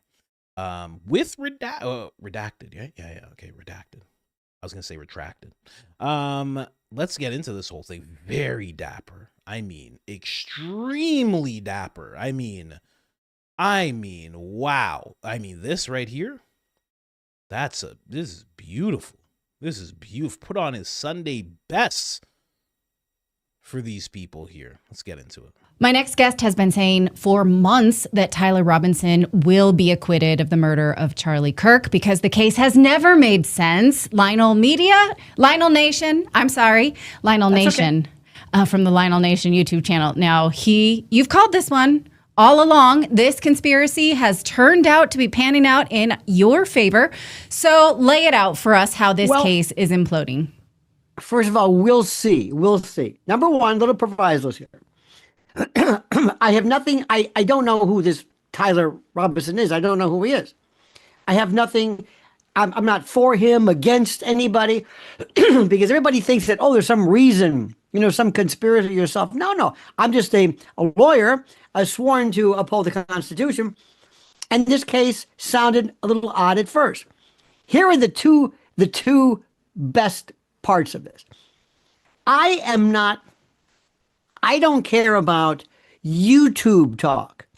People are saying, was it Mossad? That's not going to come up. Could it have been Erica? I say, what are you talking about? Here is the thing. The state of Utah has to prove beyond and to the exclusion of every reasonable doubt that Tyler Robinson killed with malice aforethought, premeditation, our friend, Mr. Kirk. Probably with a rifle or with a hand or something, because they have to specify how. I can't say, for example, that Natalie Morris killed somebody. How? No, I got to tell you how. Excuse me, and when. Now, when the jury goes back into the jury room, they're going to say, okay, now what's the evidence? Two things. Confession to the parents and the gun. Okay, let's talk about the confession to the parents. Did he really confess? Well, maybe. What do you mean? Well, if you read the statement he made to his Discord pals and his gay lover, the guy with the fuzzy hat, it's the strangest confession ever. Like, well, I was there. Hey guys, it's me. I don't even understand what he's trying to say. Okay, that didn't really count. To the parents, they're going to say that he basically confessed to the father. What may come out is that they can say, well, he didn't really confess. What he wanted to do was to turn himself in because somebody told him, look, you better turn yourself in because you're going to get your head blown off by some cop who was going to serve a warrant in the middle of the night. And if you scratch your butt the wrong way, you're going to get plugged. So turn yourself in. So who knows what this this confession was. It's a little shaky. I don't understand it. I heard there was individual folks who were saying in the courtroom that the parents are going to contest it. We don't know. It's weird because here's the thing, Natalie. If the police say, "Oh, you confess to the parents," good, then you're going to confess to us. How many times have you seen YouTube videos where the person's sitting in this in this blank, empty police room with this metal table, and you sign this, and did you do this, and would you sign this, and you have the right to remain silent, and you're waiving that right, and nobody threatened you in any way or promised you anything, you're not being coerced, sign this, sign this, sign this, ta-da! Don't know where that is, and believe me, they would have told you this. The police want to tell you, we got him. So that's weird. So you know what? I'll say, okay, I'll go ahead and I'll say, I'll let you allow that one, because if I get my way, they're going to suppress that confession or whatever that thing was, or do a motion in limine, meaning I don't want you to mention it. But let's assume it comes in. All right, fine. Here's the best part. What did he shoot him with? The Mauser 98, the 30-06. The Mauser 98 is the model. The 30-06 is the round. Okay.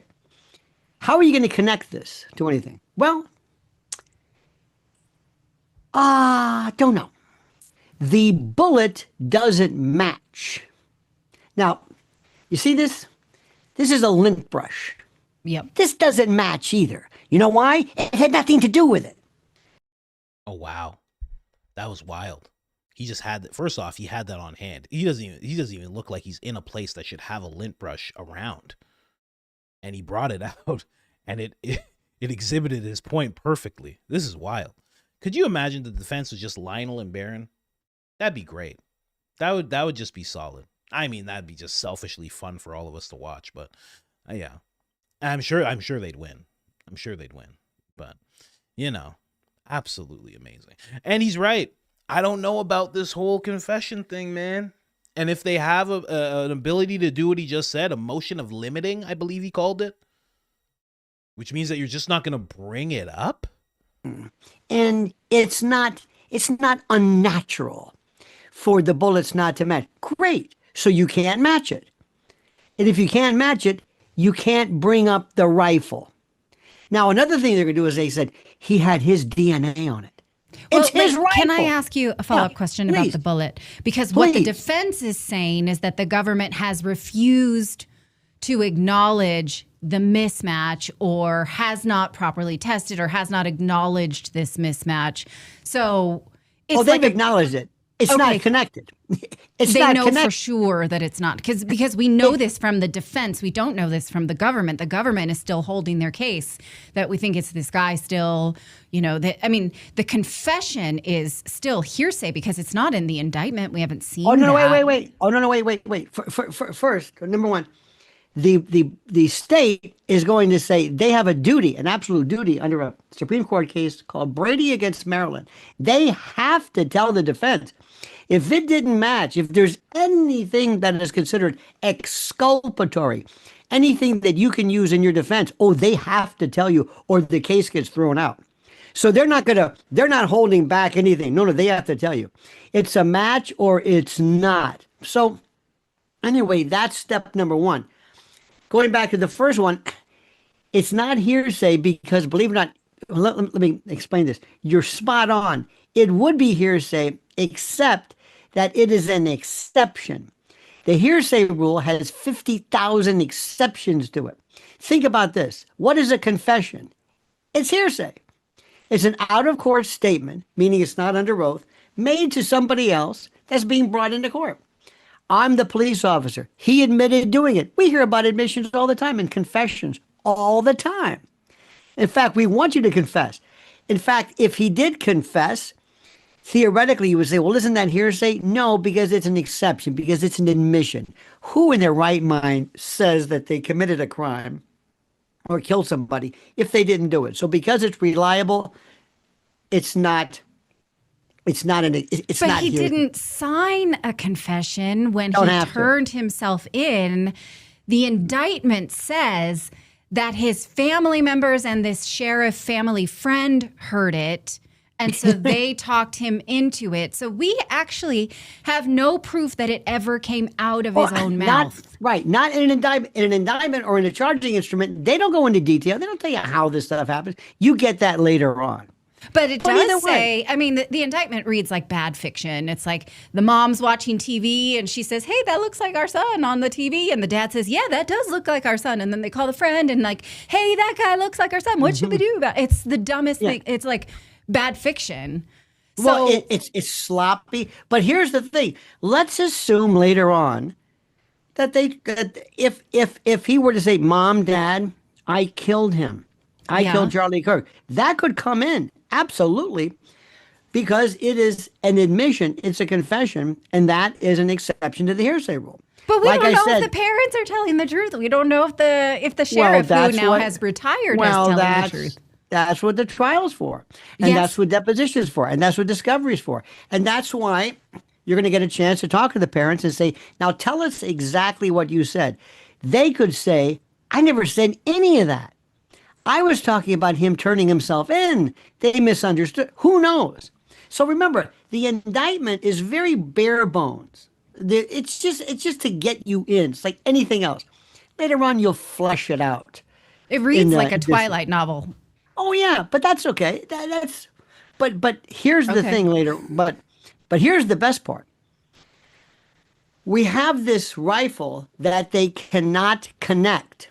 I don't give a damn if it's because there's the metal in the bullet or the lead was deformed. I don't care what the reason is. Can you connect this? No. Number one. Number two, here's the best part. They had... Here's the best part. Number two. This is the best part. Oh, I like this. The weapon, the rifle that was left out. And it was left out, or somehow was found, after they sent in these gun-sniffing dogs that can smell a fish fart, pardon my French. And they are so good at this. So they're looking around and they said, where is it? They go, oh, here it is. So somebody suggested, it's planted. Well, there's another theory of this. The reason why they didn't detect it was because it wasn't fired.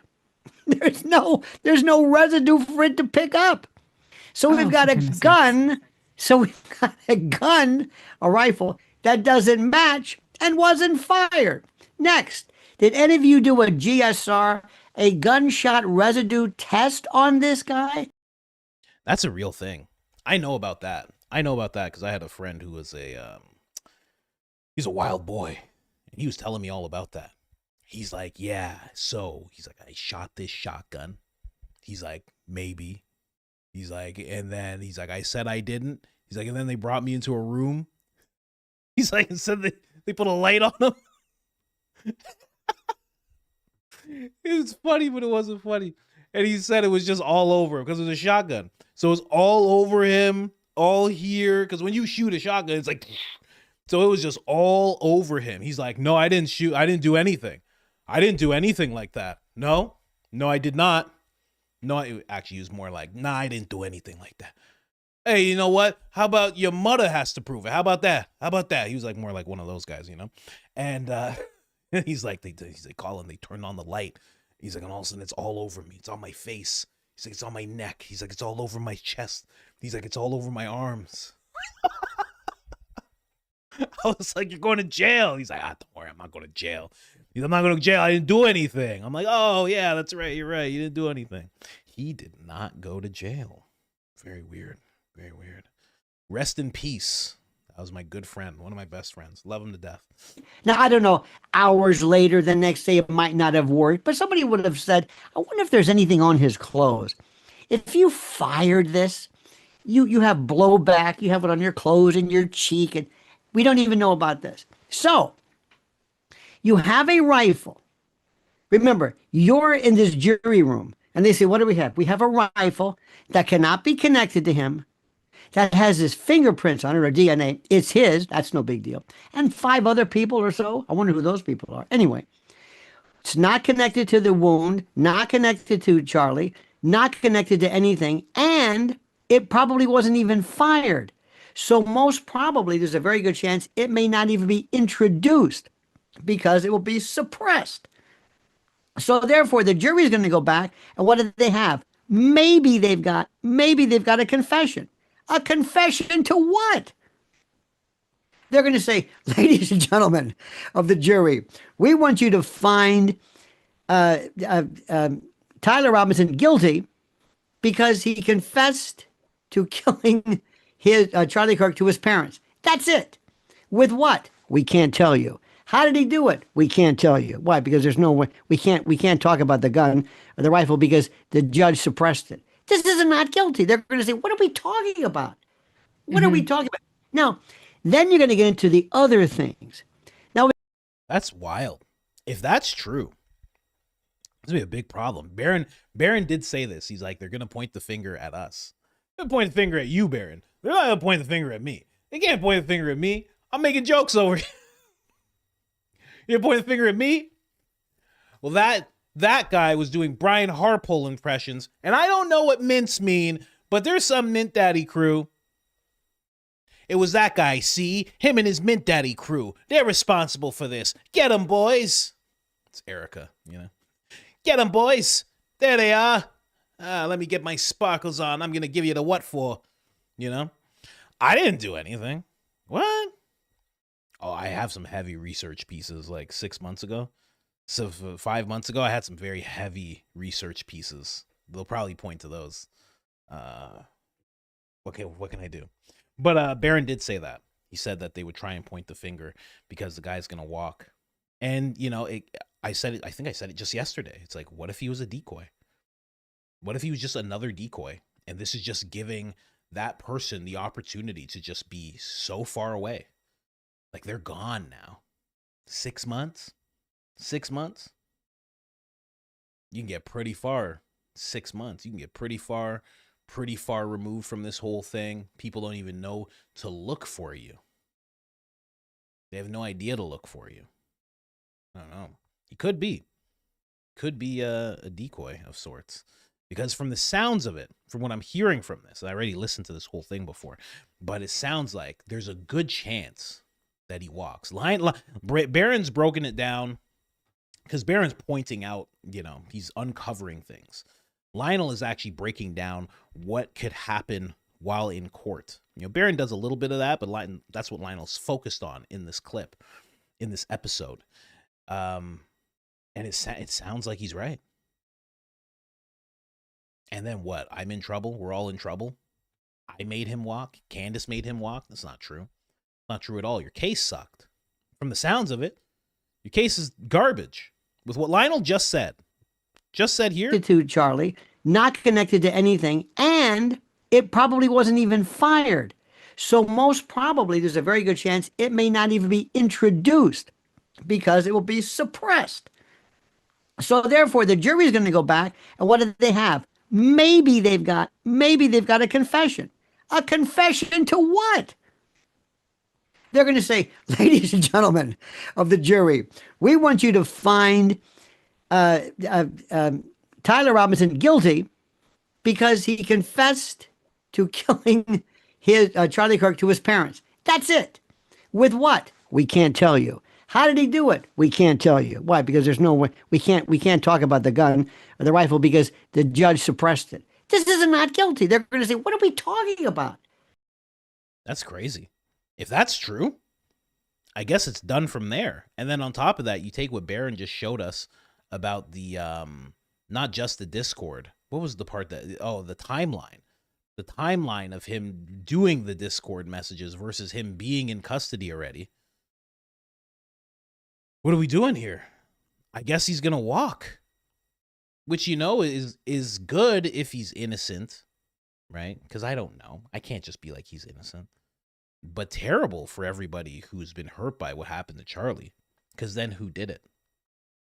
And then you have to start examining foreign ties. You have to start examining that type of thing. You have to at that point.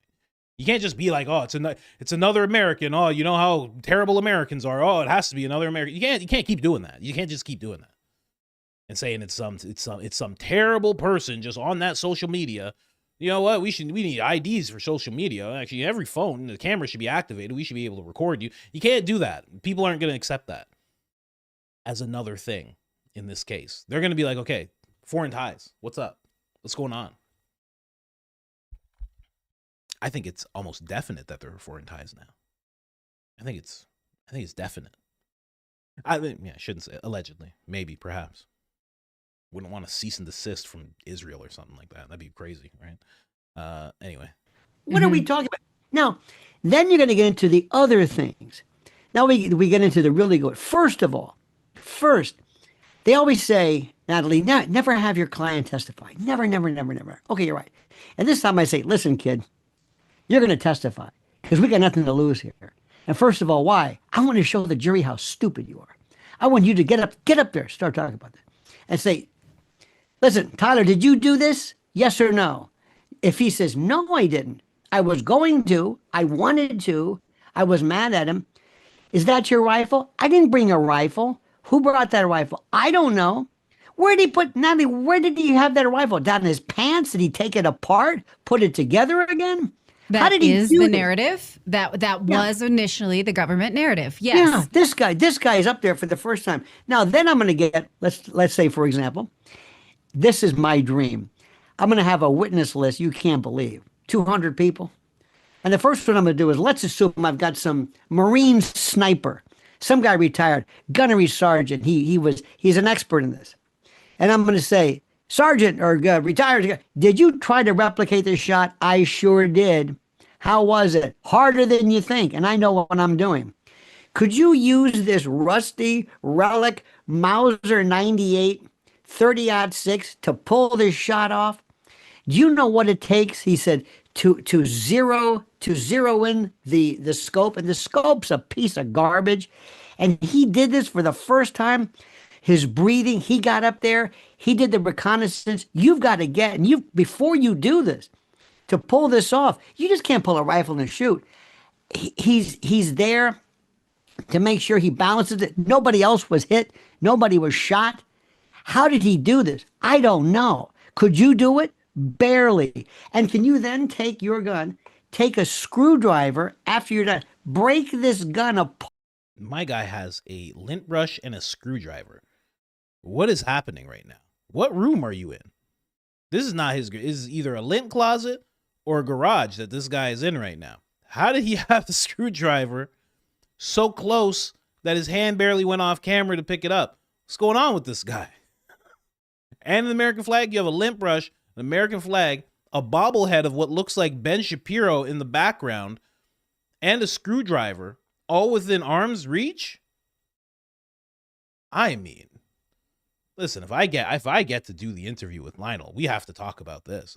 I'm gonna pull up this exact clip and be like, "What's going on here, sir?" Part, take it down, and then put it back together again because they found it intact, wrapped in something. How many times did he take it apart?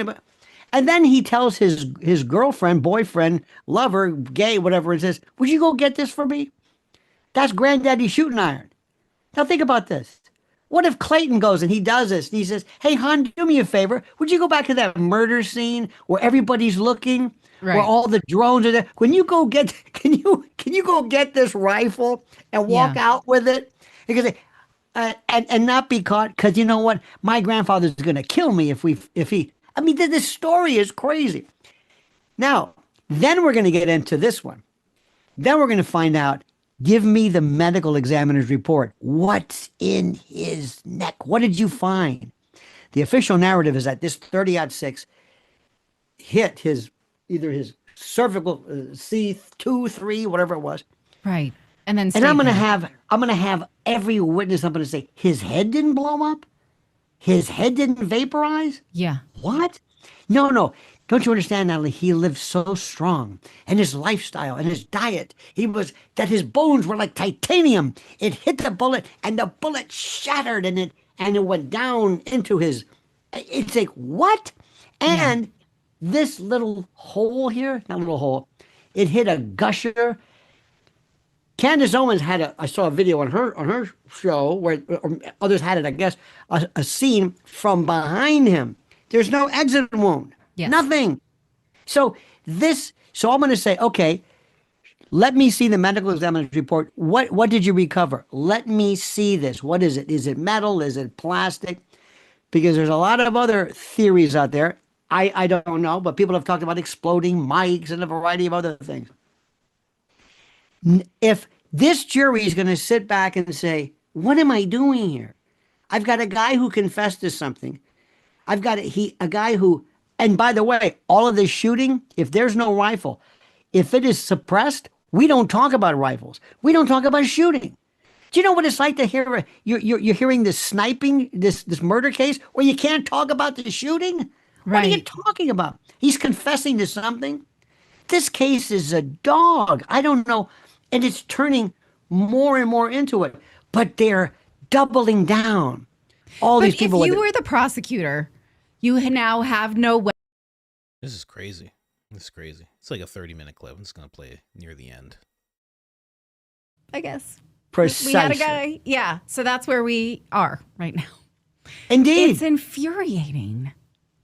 No, it's fascinating because this is our system at work. It's not, this is the greatest. This is criminal justice meets crowdsourcing, meets us. And here's the thing. Listen, if Tyler Robinson did it, fine, get him. I don't care. Sure. I don't care who he is. Don't even tell me his name. Just tell me what the evidence is. Let me be like a pilot who's instrument rated. I don't know where I'm going. I'm just. Sorry, I was just giving my friend the middle finger because he was calling me while I'm live. He knows I'm live. Now, he might not. He is a newborn. He might not know anything that's going on. But that is Lionel, ladies and gentlemen, letting us know that this guy could walk. And it's a very, very convincing scenario that he puts forth. Man. And on top of that, I was saying to you that there's been some developments here in terms of people tainting the jury pool, right?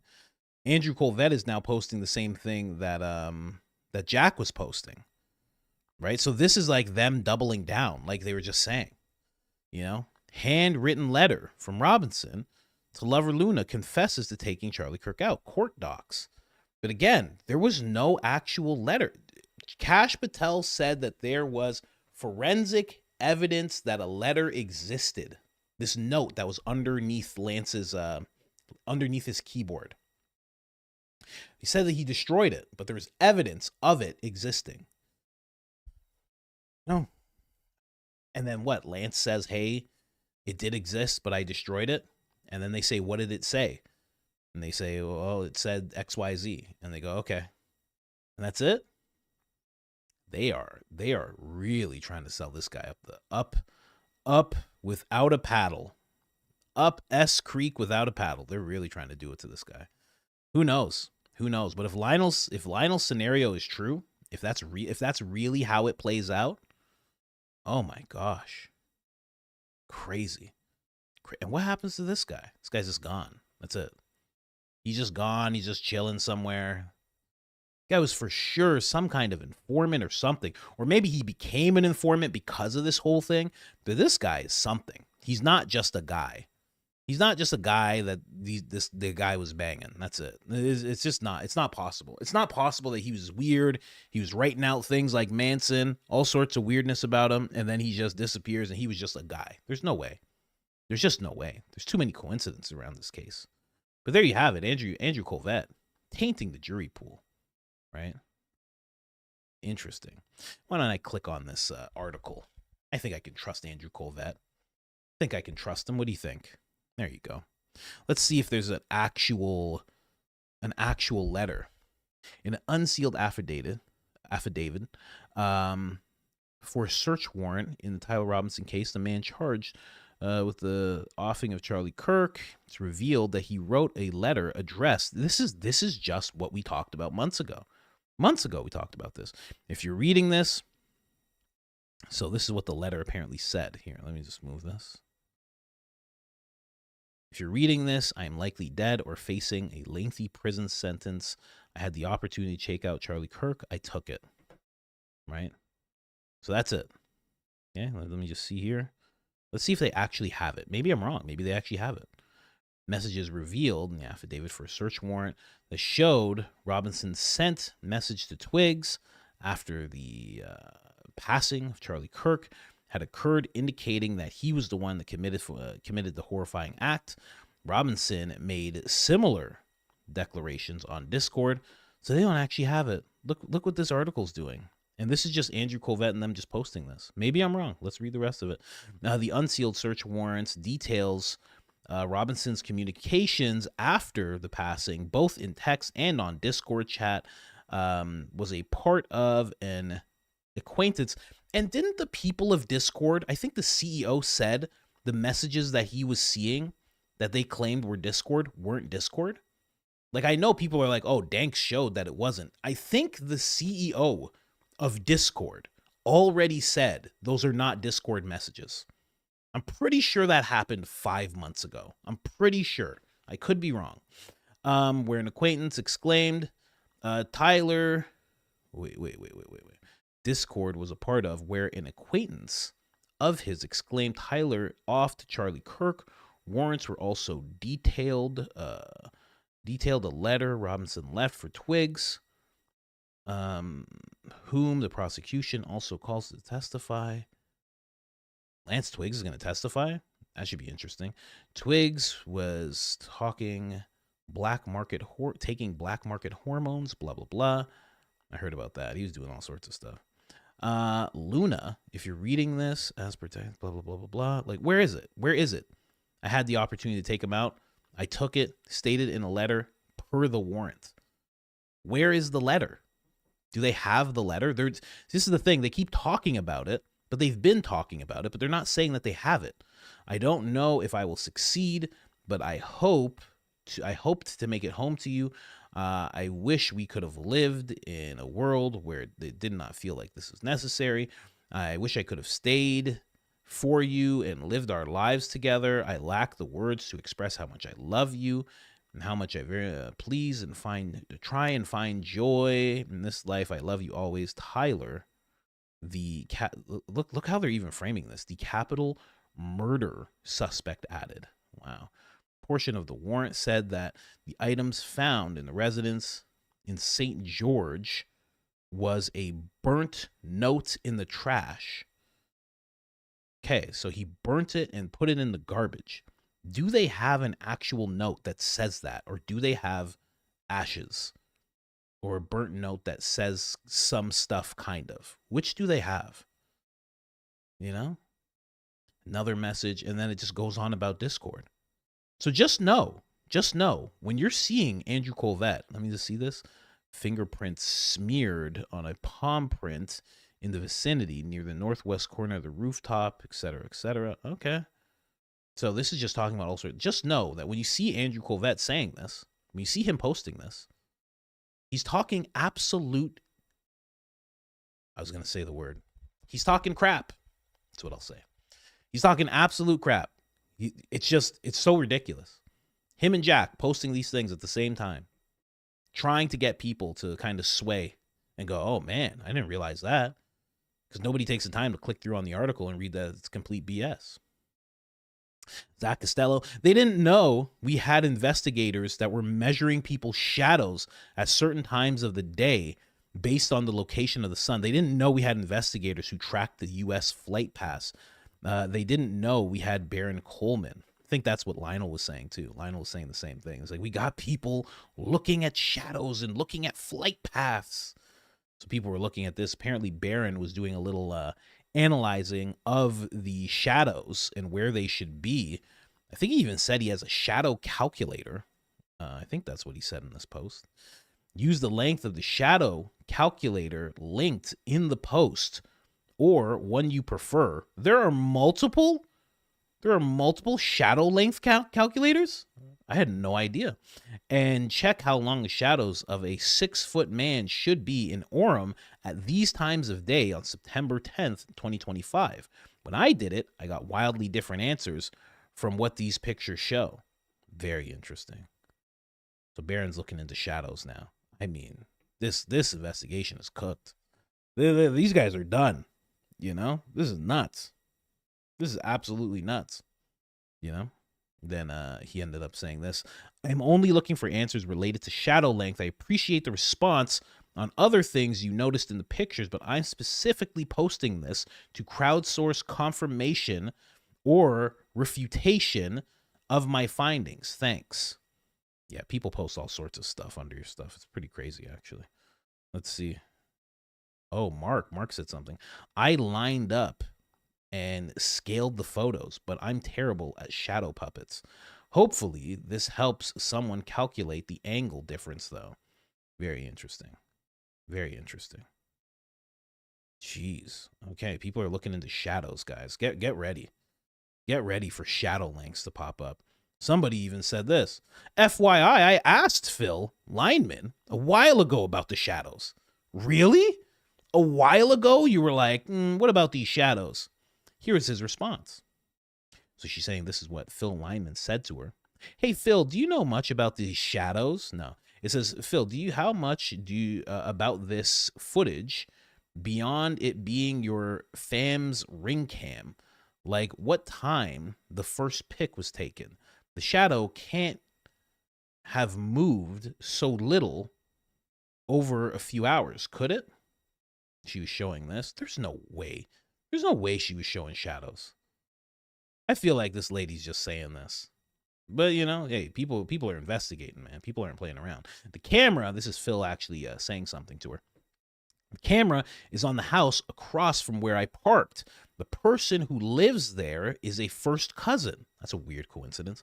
I had no idea of any footage until I saw it on Fox. I've not talked to my cousin about any of the specific times. It does seem like the shadow would be further behind him at 11:49.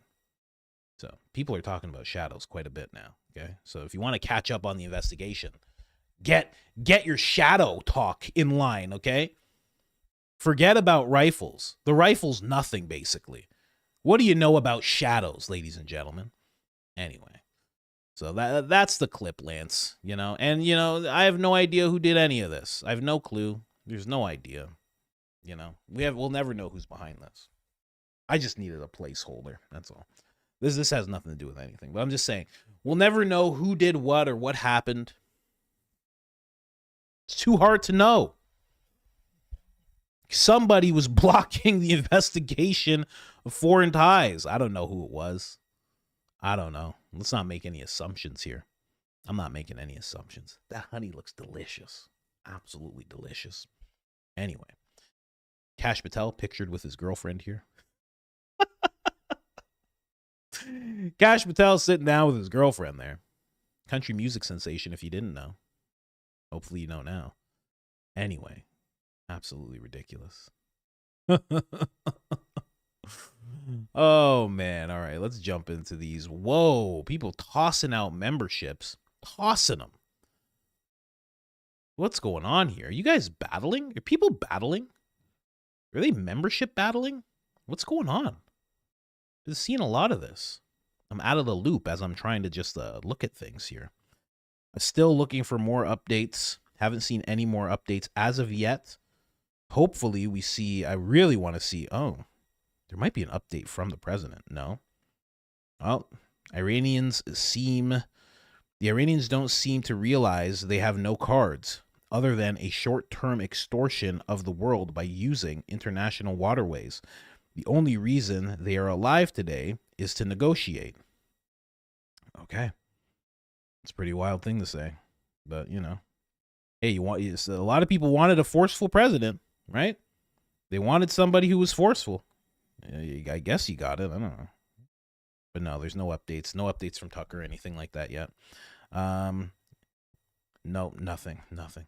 Not yet. Ash of the Dead throws out a membership. Thank you so much. Appreciate you. Ash of the Dead, God bless you all. Christ is King. Christ is King indeed.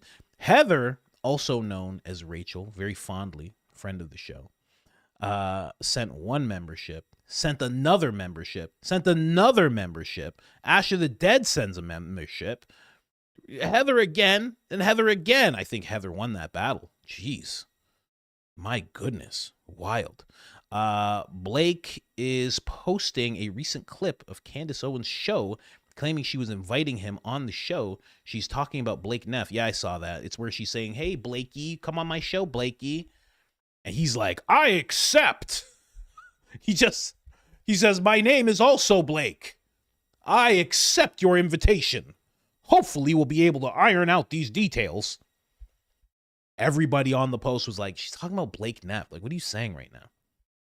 Starving for attention. Just weirdly starving. I saw him on Jesse on Fire the other day. I think it was yesterday. Just starving for attention. So I think he'll be on Jesse on Fire today, I think. Where I think they're going to play that recording where he's recording her unknowingly. And then I guess he's going to show his footage. Because shouldn't that just be the thing he's doing? If he has this footage, shouldn't he just be showing it and that's it? But then it's like some people are like, this footage has been played with and this and that. And then there's a podcast where he's basically, the date doesn't match up for some reason. And then they call him out on it and he doesn't know. And it's just like, hopefully you keep going past this case. It's going to be a real test for a lot of people. You're going to be able to keep going after this case. Candace is going to be able to talk about Justin Baldoni. And everybody will still watch. Candace can talk about whatever. Can you talk about whatever? It's gonna be a test for a lot of people out there. It's gonna be hard. It's gonna be hard. I'm working at it. You know, trying to talk about other things. You got to talk about other things. There's other things going on, but you can't let go of this investigation. You know what I'm going to be doing? I should say this. This has nothing to do with anything. I'm going to be streaming on. I'm going to be on Kick. You know what Kick is? Now, this is not to get people to go over there. You don't have to go over there. I don't care. But what I'm going to be doing is I'm going to be reading the JE documents. I'm going to be reading. I think I'm just going to be reading those for like an hour. I think I'm just going to use web and read those for an hour. And then it's going to be there and I'm going to put it on Spotify because I couldn't possibly put it here. And it's just going to be a thing that I do a couple of times a week. Because I don't want to let go of that either. There's certain things you just shouldn't let go of. And I feel bad that I haven't been able to talk about it, but, you know, there's certain powers that don't want you talking about it. So I'm going to start doing that. I'm going to start posting it. Because Spotify will let it ride, you know? Not that this place won't. I mean, this place is just the beacon of freedom of speech. Everybody knows that. It's the greatest platform in the world. Every person knows that. I'm just saying, I just will do that over there. That's all I'm saying, you know. No, I don't mean anything by it at all. Just saying. Anyway,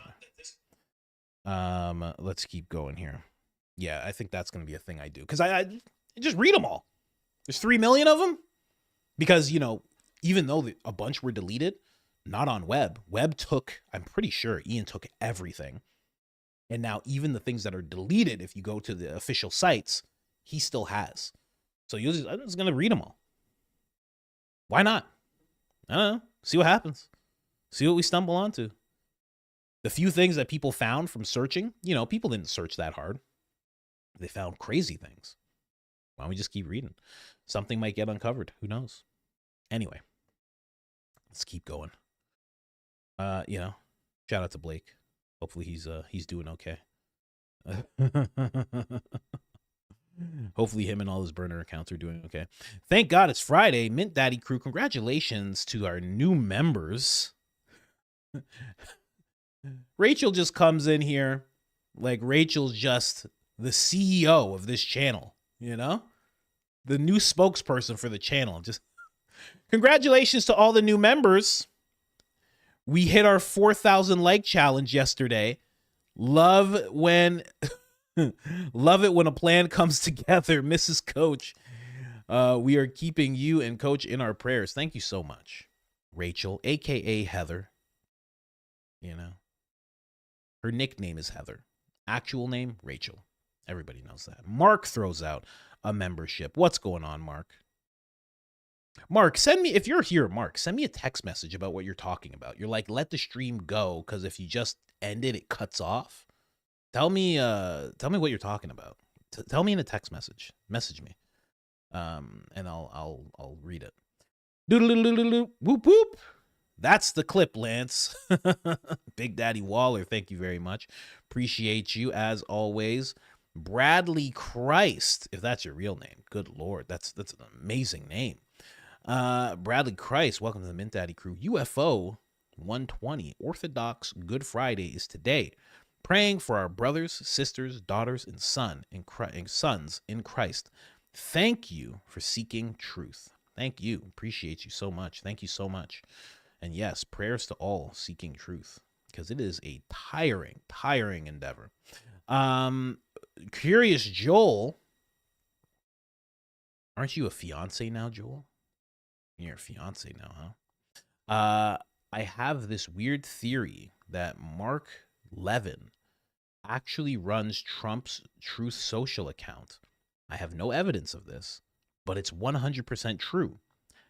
Happy baby, or whatever you're supposed to say on the eve of birth. Love you guys. Thank you so much.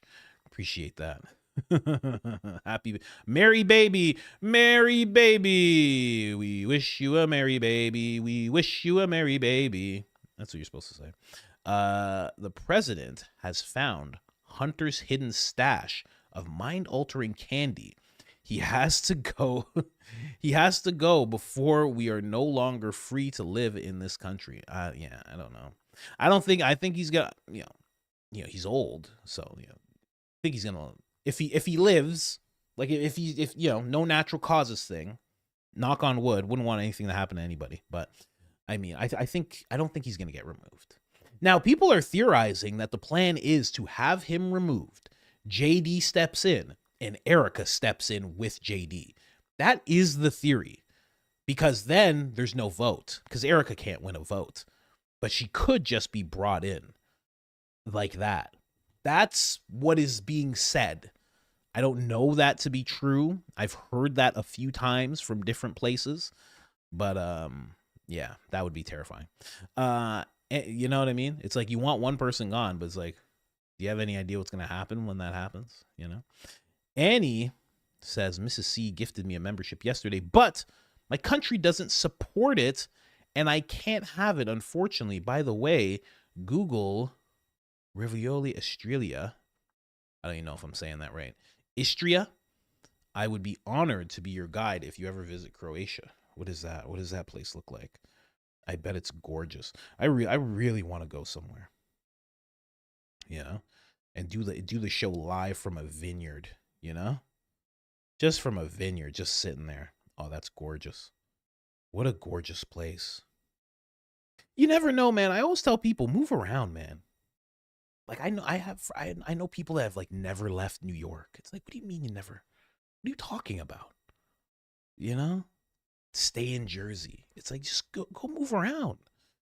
Tell you might find America's huge, right? You can find a place in America you absolutely love. I mean, just check it out. Check it out. Rent's too high where you're at. Find a place where it's low. You know what I mean? Unless you're the president of a company or something, it's like, get going. You'll find another job. I know they're hard to come by. I know. But still, check it out. Lance made a move recently. Man, Lance just did his thing. He's like, let's check out another place. That's it. Go check it out. But then think even bigger. You might love a weird. My friend was here for the longest time, and he just went to Slovenia because he had like family there, and he went to visit. He's still there. He got married there to his girlfriend that he had already. He got married there. They're gonna have a baby soon. And he's just like in a garden, just like farming and doing stuff. And he loves it. He's like, I'm never coming back. He's like, screw Hollywood. He's like, screw it all. He's like, I don't need this stuff anymore. You just never know where you're supposed to be at, man. I always say to people that all of our ancestors, all of them, were like, I gotta go to some other place. I gotta check it out. That's like your real birthright as a person, to go check it out, Mrs. C, she gifted you something. I just saw it. It is beautiful. And if you were our guide, that would be amazing. Lead us around. That would be truly amazing. Are there any comedy spots out there? I'd love to do comedy and shock some people. Savage Bunny 23. Hoodwinked hoodie idea. People keep saying that. Emoji style winky eyes on the hoodie, where you could put it on, pull it down over your eyes, and they'd be in the right place. So you're saying like a hood with the eyes on it, and it covers your eyes, but then the eyes are there? You a clothing designer? She could clothing design for Balenciaga. But the hoodwinked shirt, I guess we could do one. You know, somebody suggested that months ago, and I kind of laughed at it, but more people have, and that might be a thing. The president is threatened by their collective IQ and knows ET has a D. This man, at best, is delusional and has betrayed all who believed in him. Much love from Australia. Tequila, or tequila. But yeah, you're right. Just came just in time for the Officer Tatum impression. I didn't even plan to do that. It's so funny. I'd love to see Tucker debate Brett. That would be crazy. A Tucker Carlson versus Officer Tatum. It would be so, it would just be a slaughter. It'd be a slaughter. No, what I'm saying is, you don't have no right to talk about this place like that. I'm an American. I'm an American. I'll talk about whatever I want to talk about, actually. I've been doing this a lot longer than you have, son. Oh, you know Tucker would call Officer Tatum son. Oh, of course he would. Been doing this a lot longer than you have, son. Okay? I was conservative before it was popular on YouTube. How about that? You ever had Antifa come to your house while only your wife's there? Well, I have. And it was terrifying. But I'm just saying right now, like, you have to just shut up and just let the president do what he has to do. No, I don't actually. I don't have to do that. I don't have to do anything that you say. I'm a free American. I was born here before you, and I'll die here. My children are your age, son. You don't get to tell me what I have to do when it comes to the president. In fact, I know the president. I have a personal relationship with him. You're just a commentator. It would be crazy. It'd be a slaughter. It would be nuts how that would go. That'd be a quick one, too. Officer Tatum would bow out of that one, that's for sure. Amanda Ungaro. I don't know who that is. Keith Tank. Buddy, it's the same day for the whole world every day.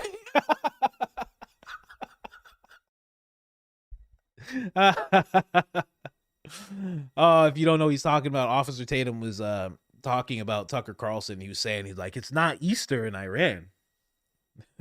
It's the same day everywhere. Yes, it is. It is actually Easter over there. It was Easter. Yes, 100% it was. He said, every knee shall bow. He was trying to get biblical. Every knee shall bow. So when Donald Trump says, if Donald Trump then says, hey, if he wants to say something about praise be to Allah, well, then every knee shall bow and Jesus is the one. Purely just trying to appeal to Bible thumpers. Purely just trying to appeal to the I don't want to say lowest, but to what his base is. So trying to appeal. Officer Tatum does not want critical thinkers. He wants people that will listen to him, like his videos, and that's it. That's what he's looking. And buy his merch. That's what he's been looking for years now. Legendary Bree, he really thinks he's doing something. Mean Mug rolled the clip. Also, Tatum, Christ has a T at the end. It's not Jesus Christ. Jesus Christ, Rice, Jesus Christ. Yeah, it's interesting. The whole thing was interesting. Watching his videos is something else. It's really something. They've really changed. They've really, really changed. Because I used to watch his videos all the time. I would catch like at least one of his videos a day. At least. Because I was tracking him. I don't know what his team is. I have to say, I don't know about his team or anything, but he has, they have quite an engine pumping out content. So I used to watch it for that reason. Because I'd be like, yo, this guy posts like 3 times a day. This is getting crazy. But yeah, his team is just pumping out slop now. Mrs. Coach has another like challenge. Your CEO talking, ladies and gentlemen. Mrs. Coach has another like challenge. 6,000 likes. We made it yesterday. B-Day for Coach and Mrs. Coach's pre-gaming for the big day. Soon we will have a new Mint Daddy crew member. Whoop, whoop. Let's go. Thank you very much. Appreciate that. There is a new challenge. I don't know how close you guys are or how far away from it you are, but there is another challenge. There is another one. Let's see here. You guys are like only halfway there. Well, you could pull through. Please like the video. It helps tremendously. You guys have no idea how much it helps. It helps if you keep doing it. Then one day you'll be like, oh, they don't unsubscribe me anymore randomly for no reason at all. Or oh, wow, they're actually notifying me when this guy goes live. Or they're actually showing me his community posts about when he goes live. Like all that stuff will start happening more and more if you hit the like button. It tells YouTube something. Happy birthday weekend, Coach and new baby Coach. Love and prayers for the Coach family. Thank you so much. Appreciate that. Appreciate that. Meanwhile, Gary blocked me for calling him a soulless ginger. He, in fact, does not like mean tweets. And that was the nicest thing I said. Q Fleet. That is so funny. He, in fact, does not like mean tweets. Oh, my gosh. Oh, I hope he catches the show. Gary, friend of the show, mean tweets. Oh, I just love when this guy's tweeting so mean. Gary's a bipolar trick. Who knew? Yeah, he has a kink. He has a kink for mean tweets, apparently. Nate and Gary are playing good cop, bad cop. Don't trust it. I don't trust it at all. I mean, well, the thing is, they sat down and did an I watched a lot of it because I wanted to hear what Valhalla had to say. And I wanted to hear them. Like, I was going to see, are they actually going to go head to head on these theories? And Gary was quiet, letting these guys say what they had to say, kind of siding with them. And then all of a sudden, when he's not around them, he's like, this guy's talking out of his ass. Like, that's crazy. That's nuts. But I mean, the whole thing just seemed weird. And now he's attacking Nate. I don't know what that's going to look like. Who knows? Who knows, man? I can't tell. Head down and work. That's what I try to do. But I did find it funny. He threw him under the bus like that. Just a little while ago when the Mitch Snow thing popped up, it was like, Gary even said it on the phone with Mitch when Mitch recorded that phone call. He's like, oh, yeah, Nate's a great friend of mine. Yeah, good friend of mine. Oh, man. I hope Nate saw that. I hope Nate did see that. Stop talking to Gary, man. Stop talking to Gary. Don't worry about Gary and the Wachukas and what they're doing. Don't worry about all that. Head down, work, make videos. Don't talk to Gary. I am behind the actual live, but I am cracking up at Prez Orange saying the First Lady is more beautiful than Candace. Like, there is no way this can be real, right? This is truly crazy. At work, steadily LOLing. That's amazing. Thank you so much, Shannon. Appreciate you. But that was a very funny thing to say. Very funny. He's a comedian, that guy. That guy. He's a comedian, that guy, I gotta say. Happy birthday. Mine's tomorrow. Wow. I'm starting to think the president is the sacrificial lamb going to be impeached just to place JD in Palantir into power. Yeah, that's exactly what I was saying, right? I was saying that's been the rumor to kind of move him in, and then they would have absolute control, Mine's tomorrow too, by the way. It's not today. I really want to be a member, but can't see how. Oh, well, I have no idea. I right here on mine, I have a click. I can just click. Well, that's for polls and stuff. I have to create a poll. Should I create a poll? What kind of poll should I create? Yeah, let's create a poll. I'm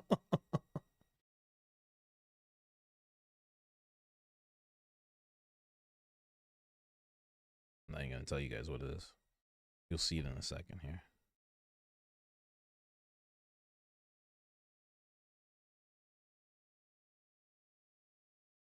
There you go. There we go. Poll. Bang, the poll started. Boom, there's a poll going, ladies and gentlemen. It's dumb poll, but I like it. I didn't know I could make polls and stuff, so now I'm doing it all the time. How do you become a member? You just have to click. If you go to the YouTube channel, it'll say join. I think even below the video it says join. You click join and that's it. I'm pretty sure that's it. Keith Tank, love the show, coach. You're the best. Officer Talmud impressions crack me up every time. LOL. Thank you so much. Appreciate that. I love doing it, I have to say. There's no impression I like more than Officer Dana.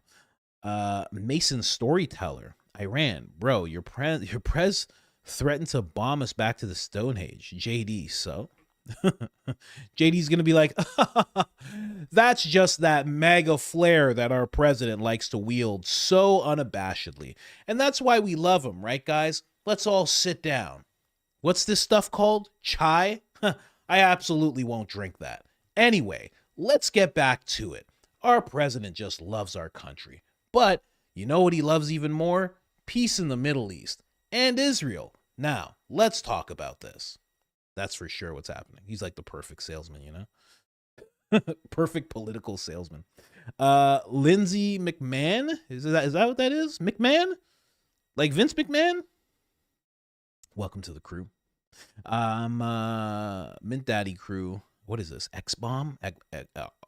Zombie? Oh, Zombie. There you go. I knew I could get that one. I knew it. Zombie. Welcome to the crew. Been a member for a year. Grind Kings D. Grind Kings D. Jeez. Sounds like what Tim Pool wants to do to the president. Who will research if Crooks was on the phone with built app? The president faked it, huh? I don't even know what to do with that. This is not structured well. Who will research if Crooks was on the phone? How would we know? How's anyone going to research that? That's not a researchable thing to see if he was on the phone. Yeah, he was on the roof. He got shot. There was no phone. If there was, they took it. So it's not a thing that you can find out.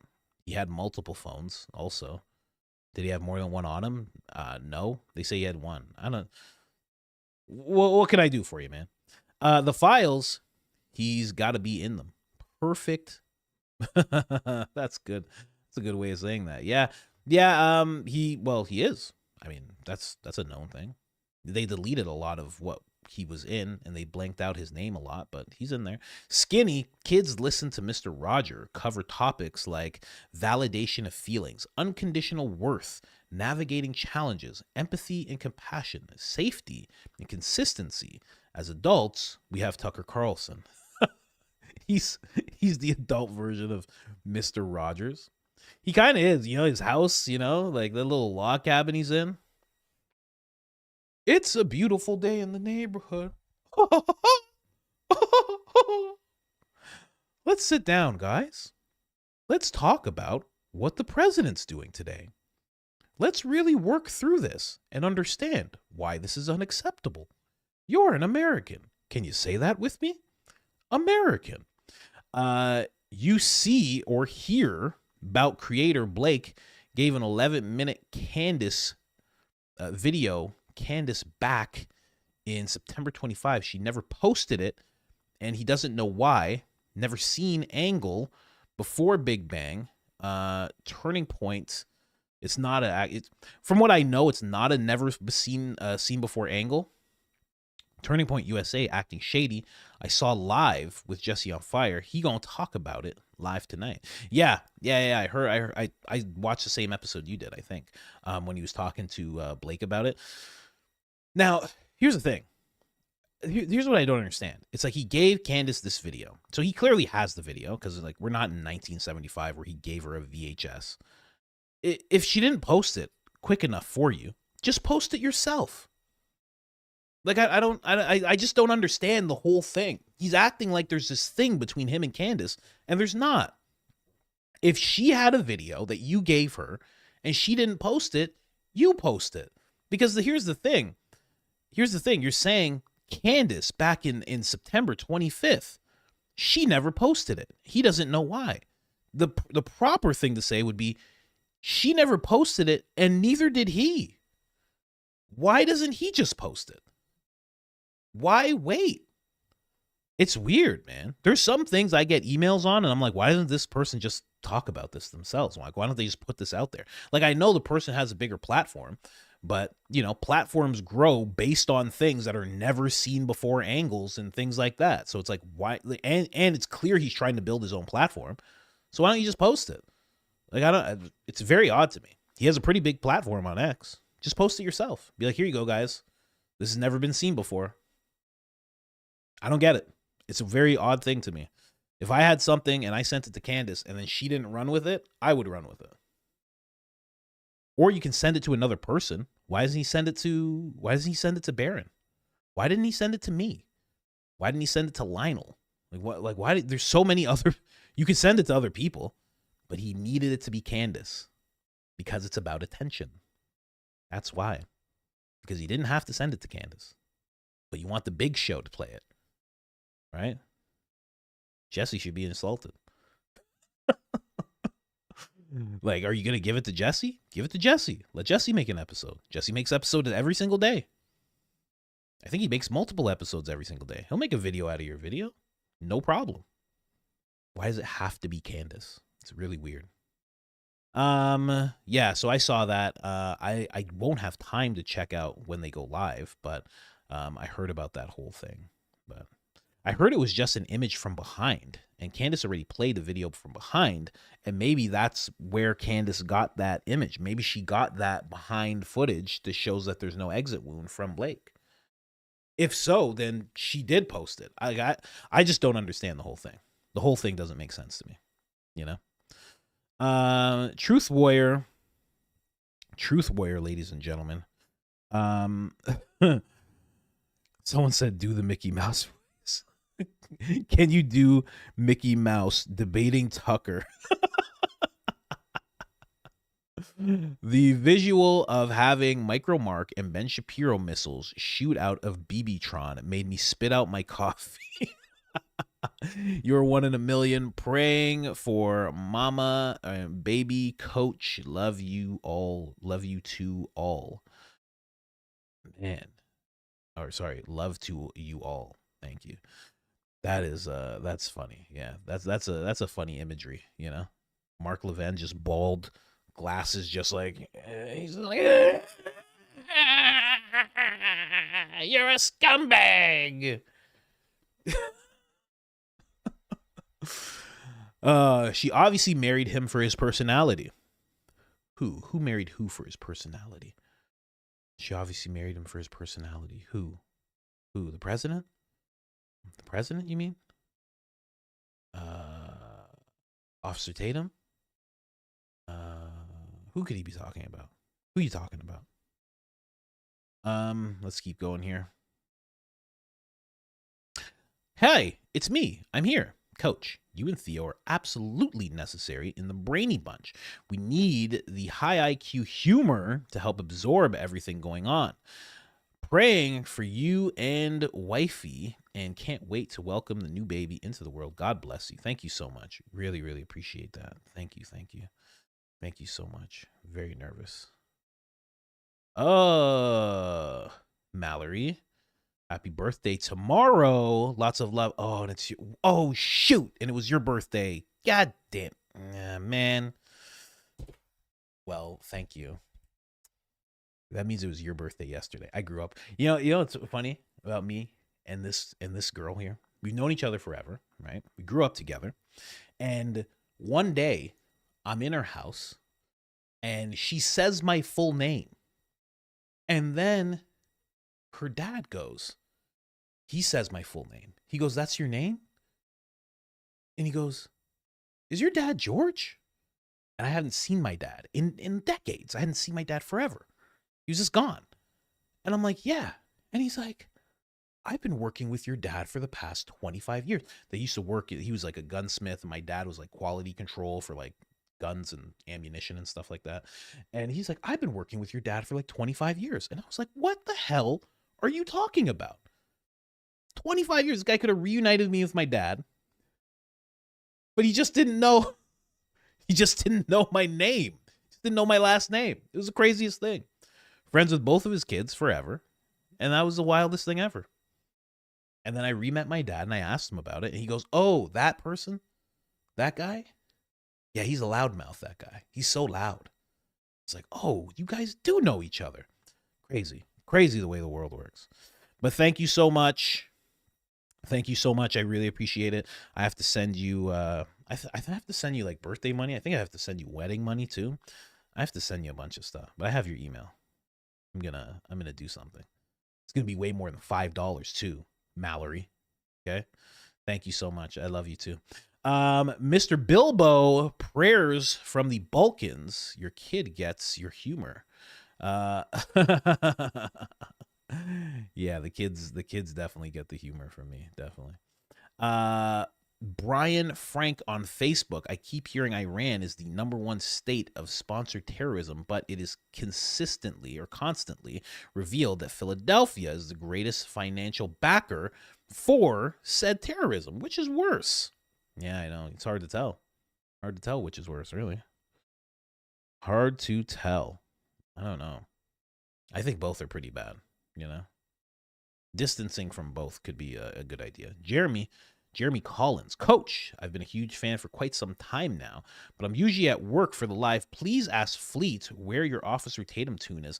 We have to do so. I think we should just do a series of cartoons. I think we should just bring them all together, you know? We gotta think about it. I gotta make the time. I need Lance to just handle all of the thumbnails and titles and all that stuff for everything. And then I just need to make time to talk to Fleet for like an hour a day, because we would just be pumping out content, just pumping it out. I think there's gonna be a whole new channel that's just gonna be that. I think that's what we decided. We're just gonna make a new channel and just blast cartoons as much as we can. As long as she has the time and I have the time, like I'm ready. Clayton and Natalie Morris are top tier talent. Thank you so much. You're talking about Redacted. They are. They've been amazing for a long time. Cruising through life. It was Erica. 100. Perhaps. Allegedly. I'm laughing so hard when you quoted George Costanza. I would like to dip my bald head in baby oil. Thank you for making my commute to work fun. Thank you so much. Appreciate that. That was a wild episode with Costanza. He's doing that with that lady. He's dipping his head in oil. Boost worthy, and thank you for saying Truth Warrior and Star Studio. Much love to you and yours. Love the comments. Thank you so much. Appreciate that. Who is this? Angie? Did I say Angie? Thanks for keeping it real, Coach. But please think about replacing Joe Rogan with a pic of Charlie's shirt that said freedom. Maybe. I don't want to seem like Tyler. That seems like a Blakey thing to do, you know? Possibly. But you know who I'm thinking about? I thought of this yesterday. I'm thinking about Art Bell. A lot of you guys don't even know who Art Bell is. I'm really thinking about Art Bell being the picture. He's the guy. If anybody knows who Art Bell is, he is the guy. I've been really thinking about Art Bell being that person that I put up there, you know? I think he'd be great. Shira Uncensored. It's either Shira Unk or Shira Uncensored. I think it's Uncensored. Coach, love your work. Here's a little something for your birthday and baby weekend. Sending you all the best. Sending all my best to you and Mrs. Coach for smooth delivery. Nunca. Christ is king. Christ is king indeed. Thank you so much. Appreciate you. Shira again. Love your work. Here's a little something for the baby. Nunca. Christ is king. Christ is king indeed. Thank you so much. Appreciate you. Recommending Redacted with Natalie and Clayton M. Of course. Everybody knows about Redacted. Solka says nothing. Just mic drops. There you go. Dilaffin. Add bouncing to Battle Bun. See Candace Owens short. The bouncing Battle Bun? I don't know. We'll see. Awkward and Pretty. Welcome to the crew. Mint Daddy crew, that is. Easy like Sunday morning. I've always thought that pic behind you was hard. What? That doesn't even remotely. You haven't, bro. Come on, take a look at Harvey Weinstein. Like, what are you talking about? Prayers for the upcoming birth of your new baby. That's so funny. Harvey's not even bald. What are you talking about? That's a crazy talk. It doesn't even make sense. Shannon E. Thank you so much. I really can't even stand to listen to Graham Allen's voice. Where did he even come from? Oh, he came from the Defense Department. Literally. He came from the Defense Department. That's where he came from. How do these people put this stuff out there seriously? Yeah, isn't that weird? He's a very odd case, that guy. Very odd case. Oh, I got that hard out. I got to get out of here. Searching truth and tripping the great noticing. The great noticing is taking place. Cheryl? Oh, Cheryl VM. The president's rant sounds very similar to the rants in the movie of Team America. Say anything / everything like vomit. Yeah, just throwing in buzzwords, you know. Shannon. Oh, it's what does it say? Estes. Tim Pool is like make me slip and slide like with some baby oil and tell me what to do, Prez Orange, as he's counting his $7,000 checks. Yeah, there's something going on with him. I don't understand. He's an odd case. Such promise too. He was at the Tim Pool was at the forefront of journalism at one time, the forefront of like media and new media at one point. And now he's just that. It's so weird. Star Studio, free speech absolutist, avoid manipulated mainstream media. Yes, of course. Dave J, whoop. Thanks for the breakdown and keeping it funny, coach. Baby oil does some funny things to people. Glad this show is baby oil free. Yeah, we don't use baby oil. Lotion is fine. Baby oil, not so much. Dave, again, I think I speak for most people when I say all the love and positive vibes to you and Mrs. Coach this weekend. We are beyond excited for your family. Thank you so much, man. Really appreciate that. Thank you. My fave impression is your Officer Tatum one, but literally, what is that man even talking about? Where is his voicemail calling? I got to do that. I got to do it. Next week, I promise you guys I'm going to be doing that. I'm going to make sure to do that. Mark Harmon, he's as much of a firecracker as Jamie is, this Mark. The prosecution is asking to inspect all potential jurors so they can only seat jurors without, what is this, preiniums to ensure that none of them are tainted. Twigs has volunteered to help. Oh my gosh. You think so? Lori, it's funny you say Twigs has volunteered to help. That's like a double entendre because he's also like working with the state, you know? He's an agent. So he's like, I can help you guys. Yeah, we've been working on this stuff for a long time. Don't worry. I want to see this case through to the end. Kidding. He's a good kid. He's a good kid, I'm sure, you know? Lori Whipson? Welcome to the crew. Cruising through life. Welcome to the crew. Appreciate you guys. I'm not a robot. Did you see Tucker Carlson's new merch in response? Yeah, I saw that. It's just hats that say low IQ. That's so funny. He hit that up so fast. Pretty Poison Ivy. Welcome to the crew. Jamie throws out a membership. Thank you so much, Jamie. Appreciate you. Yeah, he brought out those low IQ hats real fast. I'm not going to be wearing a hat that says low IQ, but, you know, I want high IQ merch. You know, little Baron plug there. Jass? I'm going to call you Jass. That's a nice name. Oh, my gosh. If Candace doesn't ride in on Monday on a pony with a blonde wig sporting caterpillar eyebrows, I will be so disappointed. What an image you just threw into everybody's head. That's crazy. Jamie, appreciate you, Jamie. Rachel is fake CEO. I want to be fake CEO. You and mommy have a great day tomorrow. Be thinking of you too. Thank you so much, man. Appreciate that.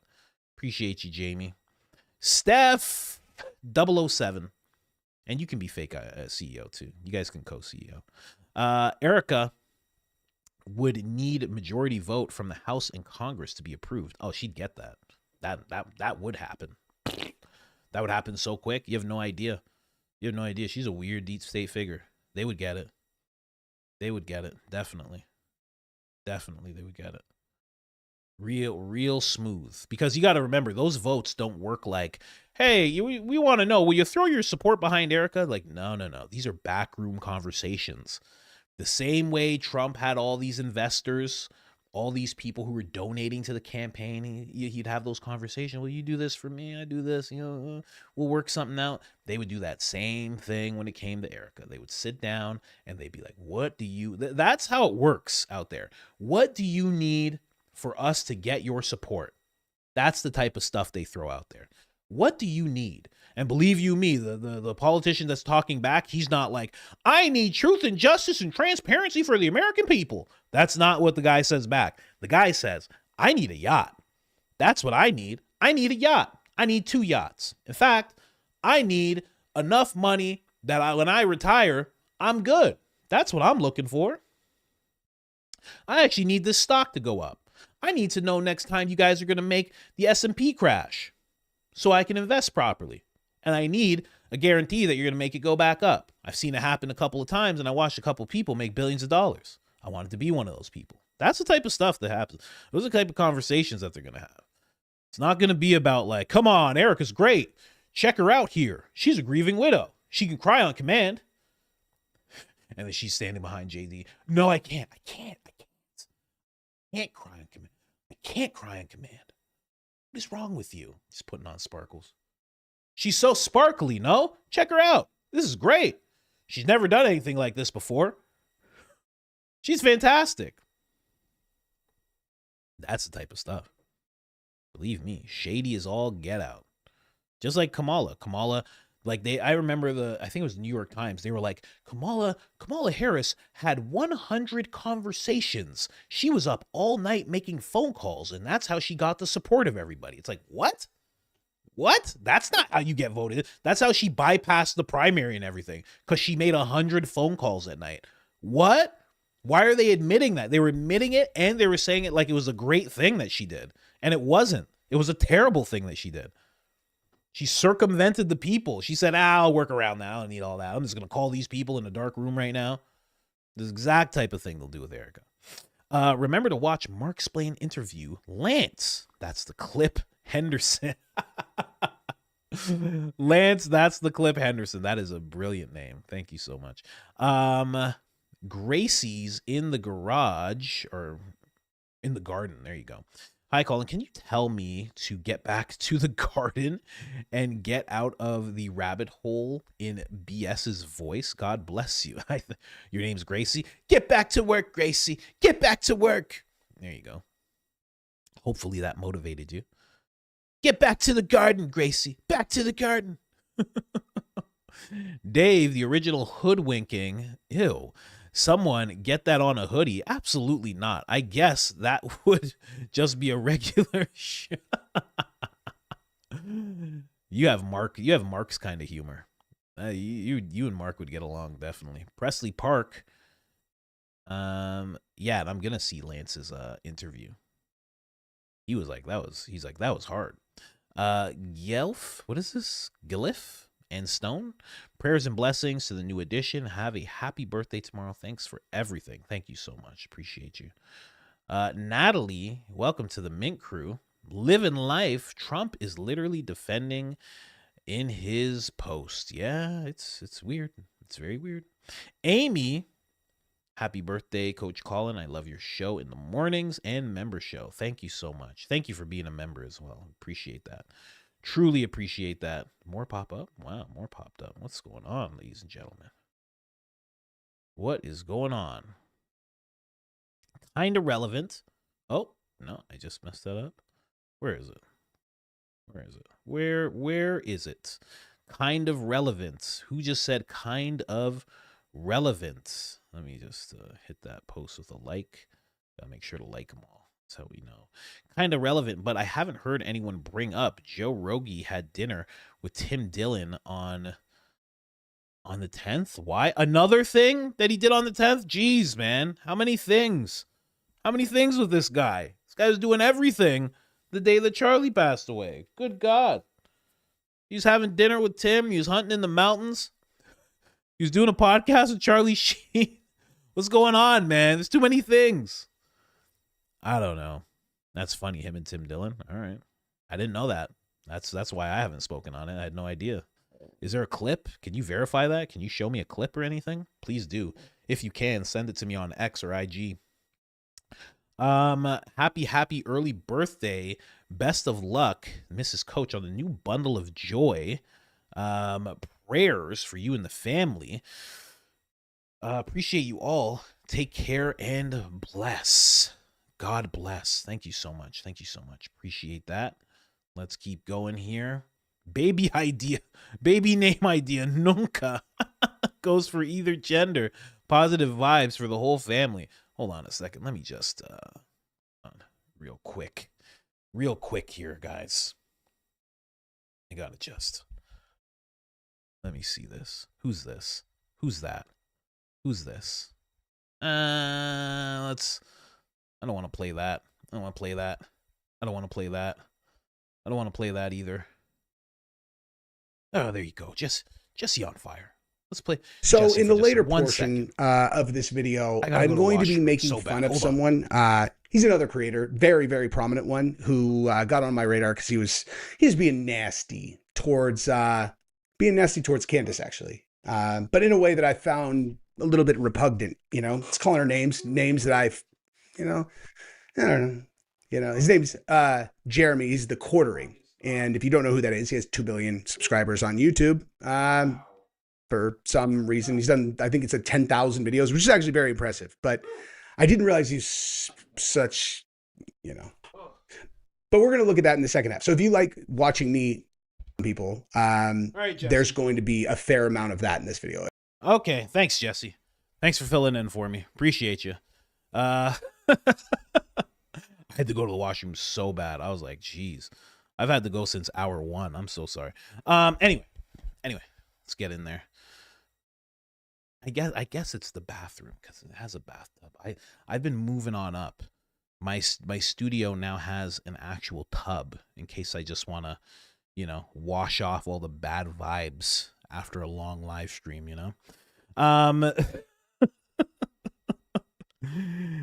People get so mad at Jesse. I was watching Jesse's live stream. A lot of people think he's on Adderall. Some people think he's on meth. I was laughing. I was seeing his super chats. They're like, his super chats are, that's why people are like, oh, this community is so nice. His community is crazy. They're vicious over there. It's wild. So many people are like, you're on meth. I'm like, whoa. Why are they saying that to Jesse? Why is he showing those super chats? I don't know. The whole thing was wild. I was watching him yesterday. I was like, what is going on here? They're just laying into him, Anyway, I'm back. I thought, honestly, forever that was a picture of Jack Nicholson. That would be actually a cool picture. The whole thing of him smashing through the door. That would actually be a cool picture. Here's Johnny. That would be really cool. But they are touchy with, like that movie, Kubrick. They're very touchy with imagery. Like one time I showed a picture of the movie and they were like, oh, you can't show this and blah, blah, blah. It was pretty crazy what they did. I don't know if they can do the same thing with a picture, like a picture on the wall, but they did that to me once. Me and the wife were covering Stanley Kubrick and all the weird conspiracies around him. And we were talking about The Shining and like, the little things, little Easter eggs when it came to like the moon landing and stuff. And yeah, they got me. I don't know why. Easy like Sunday morning. This is my first time I've been able to actually catch the live stream. I've been excited. I'm so excited that I might be late for work. I think we need to start the CCC club. Coach, Candace, and Coleman. CCC. That'd be great. Let's go here. I'm all for that club. I will not only be the president, I will be a member. Praying for a healthy delivery for Mrs. Coach. Baby Mints call off Tally Ho's voicemail on members next week. Happy blessed birthday to you, my brother. Thank you so much. Mike Perry, ladies and gentlemen, the UFC fighter here, disguising himself as Mike Riley. Please show Mark Splain some love at 2 p.m. I will not be able to. I will be on another call. I'm actually late for that call right now. 7 minutes late. Wow. The agency has created the biggest cult called America. They didn't create America. Come on. Tucker, Mickey, M, Gary equals Goofy. Gorsh. Yay, babies. Thank you so much. Appreciate you. Gary's goofy. A little bit, I guess. Yeah. You know, imagine Ben Shapiro's eyebrows when he's 70. Happy birthday, coach. Shout out to Donna. Shout out to Donna for me. You love your show. Shout out Donna. Well, shout out Donna. What up, Donna? You good? How you doing, Donna? Hope you're having a good time. Hope you got some mints handy. Art Bell is an absolute goat of live content. I still watch him often. R.I.P. to the god of radio, in my opinion. I'm so glad you like him. You just got 100 times cooler. Well, my brother was telling me that my show reminded him of Art Bell. And Rogan talks about Art Bell all the time. So I was like, oh, like that would be a cool one to have. Because, you know, I've heard Art Bell's stuff, and it's like, I'm on that same wavelength of like, let's talk about some stuff. You want to talk about demons, you know, being aliens and vice versa? Like, okay, let's talk about that, you know? You want to tell me about how you're a werewolf at night? Like, let's hear it. So artsy fartsy, you and Baron are my only regulars. No one else is worth the time. Wow, have a great birthday, coach. Thank you so much. Appreciate you guys. I am late, very late, even later than I was with you guys for this meeting. So I do have to get over to that call right now. Right now, I have a coach. He is he's not a handler, but he is a coach, and we do have to talk. We have to talk about business and sleep and all sorts of personal development things. Art Bell was awesome. Yeah, I know. So I'm thinking about that. I'm thinking about Art Bell. You know, just the legend, absolute legend, right? Thank you guys so much. Bye. I don't know if I'll be doing any weekend videos because we do have a lot of prep to do. And then Saturday I will be very, very busy. Sunday we will also be very, very busy and tired. And Monday we will be back. I might be a little later. We are going to be getting used to having two babies around. So we'll have to play it by ear, but you guys will know. You guys will be the first to know after the wife, of course. But thank you guys so much for all the well wishes. We truly appreciate it. The prayers are precious. Love you guys. Thank you guys so much. And I will be back Monday, 10 a.m. sharp or late. Anyway.